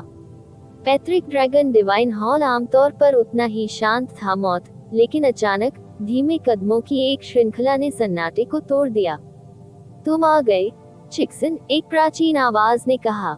ये स्वर्ग और पृथ्वी को जमा देने के लिए काफी शक्तिशाली लग रहा था, फिर भी इसमें थकान की एक लहर भी थी। एक अधेड़ उम्र का आदमी हॉल के सामने घुटनों के बल बैठा। चिक्सन ड्रैगन लॉर्ड का स्वागत करता है। उठना, बोलो, ड्रैगन भगवान ने मंदिर के अंदर से कहा। लॉन्ग चिक्सन अपने पैरों पर खड़े हो गए, लेकिन उनका ऊपरी शरीर सम्मान में झुका रहा। लॉन्ग शी इस बार किलिन एबिस दायरे नामक एक सुदूर स्थान पर गए। उसने किलिंग गॉड दायरे में प्रवेश करने के लिए किलिन वर्शिप अलायंस नामक एक गुट का इस्तेमाल किया। दुर्भाग्य से किलिंग गॉड रीन पहले ही दिन ढह गया, हालांकि वह समय रहते भागने में सफल रही। उसे जो चोटें लगी वे संभवतः स्थानिक अशांति के कारण लगी थी जो पतन के परिणाम स्वरूप हुई थी। किलीन रसातल क्षेत्र, किलीन भगवान क्षेत्र, प्राचीन आवाज ने पूछने से पहले बुदबुदाया। जब आप उससे पहले मिलने गए थे तो उसने क्या कहा था? लॉन्ग चिक्सन ने जवाब दिया। उसने कहा कि उसने पृथ्वी आत्मा का खजाना प्राप्त कर लिया है, जिसे किलिन बोन स्पिरिट ऑर्किड के नाम से जाना जाता है। उद्धरण चिन्ह ... उद्धरण चिन्ह। ड्रैगन लॉर्ड बहुत देर तक चुप रहा, इतनी देर तक कि लॉन्ग चिक्सन मदद नहीं कर सका, लेकिन पूछा, ड्रैगन लॉर्ड, क्यों? क्या आप इस मामले को लेकर इतने चिंतित हैं? हॉल के अंदर एक लंबी आह गूंज उठी। किलिन एबिस क्षेत्र एक सीमावर्ती क्षेत्र हो सकता है, लेकिन ये पृथ्वी तत्व की सबसे समृद्ध मात्रा वाला स्थान है। इसलिए तथाकथित पृथ्वी आत्मा का खजाना केवल वहीं पाया जा सकता है। मैंने किलिन बोन स्पिरिट ऑर्किड का चयन किया था क्योंकि यह किलिन एबिस क्षेत्र के इतिहास में केवल एक बार दिखाई दिया था, और मुझे यकीन था कि यह फिर कभी नहीं दिखाई देगा। इस पर विचार करें कि क्या ये सचमुच भाग्य है? लॉन्ग चिक्सन ने आश्चर्य से ऊपर देखा। आप क्या कह रहे हैं, ड्रैगन लॉर्ड? नहीं, क्या ऐसा हो सकता है? आप जिन 5 आध्यात्मिक खजानों की बात करते हैं वे हैं। ये सही है, तथाकथित 5 आत्मा खजाने झूठ हैं। ड्रैगन लॉर्ड ने अंततः सच्चाई का खुलासा किया। वाह, लॉन्ग चिक्सिन स्तब्ध लग रहा था। ड्रैगन लॉर्ड ने समझाया, अथाह धूल न केवल हमारे जीवन को निगल रही है, बल्कि यह हमारी प्रतिभा को भी निगल रही है। हर पीढ़ी का पतन दिन की तरह स्पष्ट है। और वांगचू, ये जानने के लिए कि वह कितना निराश था, उसकी आहें सुनने की जरूरत थी। लॉन्गशी की उपस्थिति एक स्वर्ग प्रदत्त चमत्कार और आशा थी। पिछले दशकों में मैंने एक से अधिक बार सोचा है कि अगर हमने उन्हें अपना उत्तराधिकारी चुना होता तो क्या होता, गवारा नहीं। ड्रैगन लॉर्ड के खत्म होने से पहले लॉन्ग चिक्सिन ने सदमे में कहा, चाहे लॉन्गशी कितनी भी प्रतिभाशाली क्यों न हो, वह अभी भी एक बाहरी ड्रैगन है। इतना ही नहीं, वह एक अर्ध ड्रैगन है जिसमें ड्रैगन का रूप धारण करने की क्षमता नहीं है। हम आधे ड्रैगन के नेतृत्व में कैसे चल सकते हैं? मैं आपकी चिंताओं को अच्छी तरह से समझता हूँ, ड्रैगन लॉर्ड ने उत्तर दिया। यही कारण है कि मैंने सोचा कि वांगचू के पोषण के लिए उसके रक्तसार का उपयोग करना सबसे अच्छा विकल्प था। वास्तव में वांगचू एक चमत्कार की तरह साधना क्षेत्र में प्रगति कर रहा है। हालांकि मुझे आपको ये बताने की जरूरत नहीं है कि लॉन्गशी किस तरह का व्यक्ति है। ऐसा लगता है जैसे उसकी उदासीनता उसकी हड्डियों में अंकित हो गई है। वह किसी के भी करीब जाने को तैयार नहीं होती, चाहे वह बूढ़ा हो, जवान हो, पुरुष हो या महिला। जब वह बोलती है तो किसी को एक शब्द भी कहने को तैयार नहीं होती। यहाँ तक कि हमारा व्यापार भी समान व्यापार और काम पूरा होने के बाद साफ सुथरा हिसाब किताब रखने पर बहुत जोर देता है। बेशक लॉन्ग चिक्सिन को लॉन्गशी के स्वभाव के बारे में पता था। खो जाओ आसानी से सभी के लिए उसका पसंदीदा शब्द था। वह ड्रैगन के साथ कोई संबंध नहीं रखना चाहती थी। ऐसा प्रतीत होता है कि उसकी अत्यधिक अस्वीकृति के पीछे एक गहरा अप्राप्य आघात था। वह सुरक्षा के बदले में अपने रक्तसार का उपयोग कर रही है, लेकिन वह अभी भी उससे कहीं अधिक तेजी से बढ़ रही है, जिसका उसे कोई अधिकार नहीं है। अधिकांश लोग कभी भी दैवीय विलुप्ति के दायरे तक नहीं पहुंच पाएंगे, चाहे वे कितनी भी मेहनत कर लें, और फिर भी वह अपनी वर्तमान स्थिति में भी उस तक पहुंचने से वर्षों दूर है।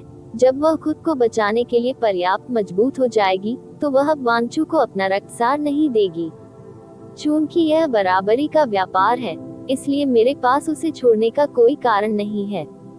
अगर मैंने उसे रुकने के लिए मजबूर किया होता, तो वह निश्चित रूप से आत्महत्या करना पसंद करती और हम में से जितने भी लोगों को अपने साथ ले जा सकती थी, ले लेती।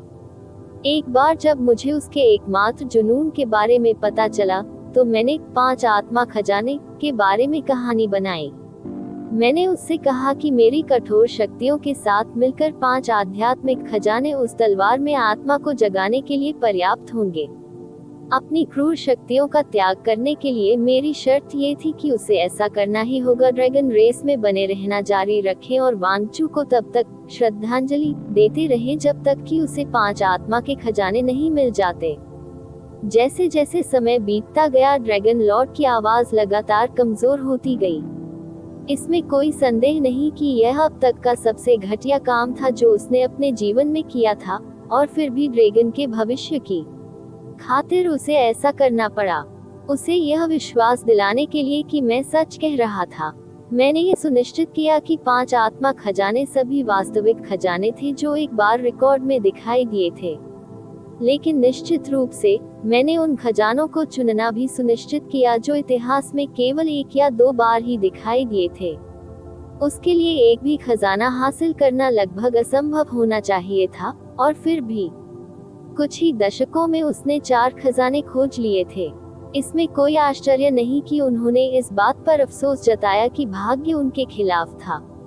एबिस में किसी भी प्राचीन अभिलेख में 5 आत्मा खजाने के संबंध में कोई रिकॉर्ड नहीं था, लेकिन ड्रैगन भगवान लगभग 10 लाख वर्ष पुराना था। इससे समझ में आया कि उसका ज्ञान और अनुभव एबिस के सभी रिकॉर्डों से कहीं अधिक होगा। साथ ही वह ड्रैगन लॉर्ड था एक सर्वोच्च अस्तित्व जो शुद्ध भूमि और भगवान के 6 राज्यों के साथ देवताओं के बाद दूसरे स्थान पर था। वही एक जूनियर के खिलाफ इतना घृणित झूठ क्यों गढ़ेगा? लॉन्ग शी को भूल जाए। जानने वाले सभी लोगों का दृढ़ विश्वास था कि ड्रैगन लॉर्ड सच कह रहे थे।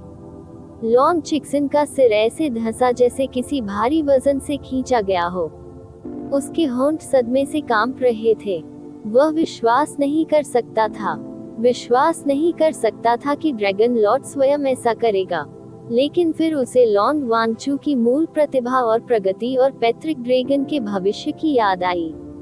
अंत में वह केवल एक लंबी असहाय आह ही निकाल सका। ड्रैगन लॉर्ड, आप आज मुझे यह इसलिए बता रहे हैं क्योंकि ये सही है, ड्रैगन लॉर्ड ने धीरे और गंभीरता से कहा।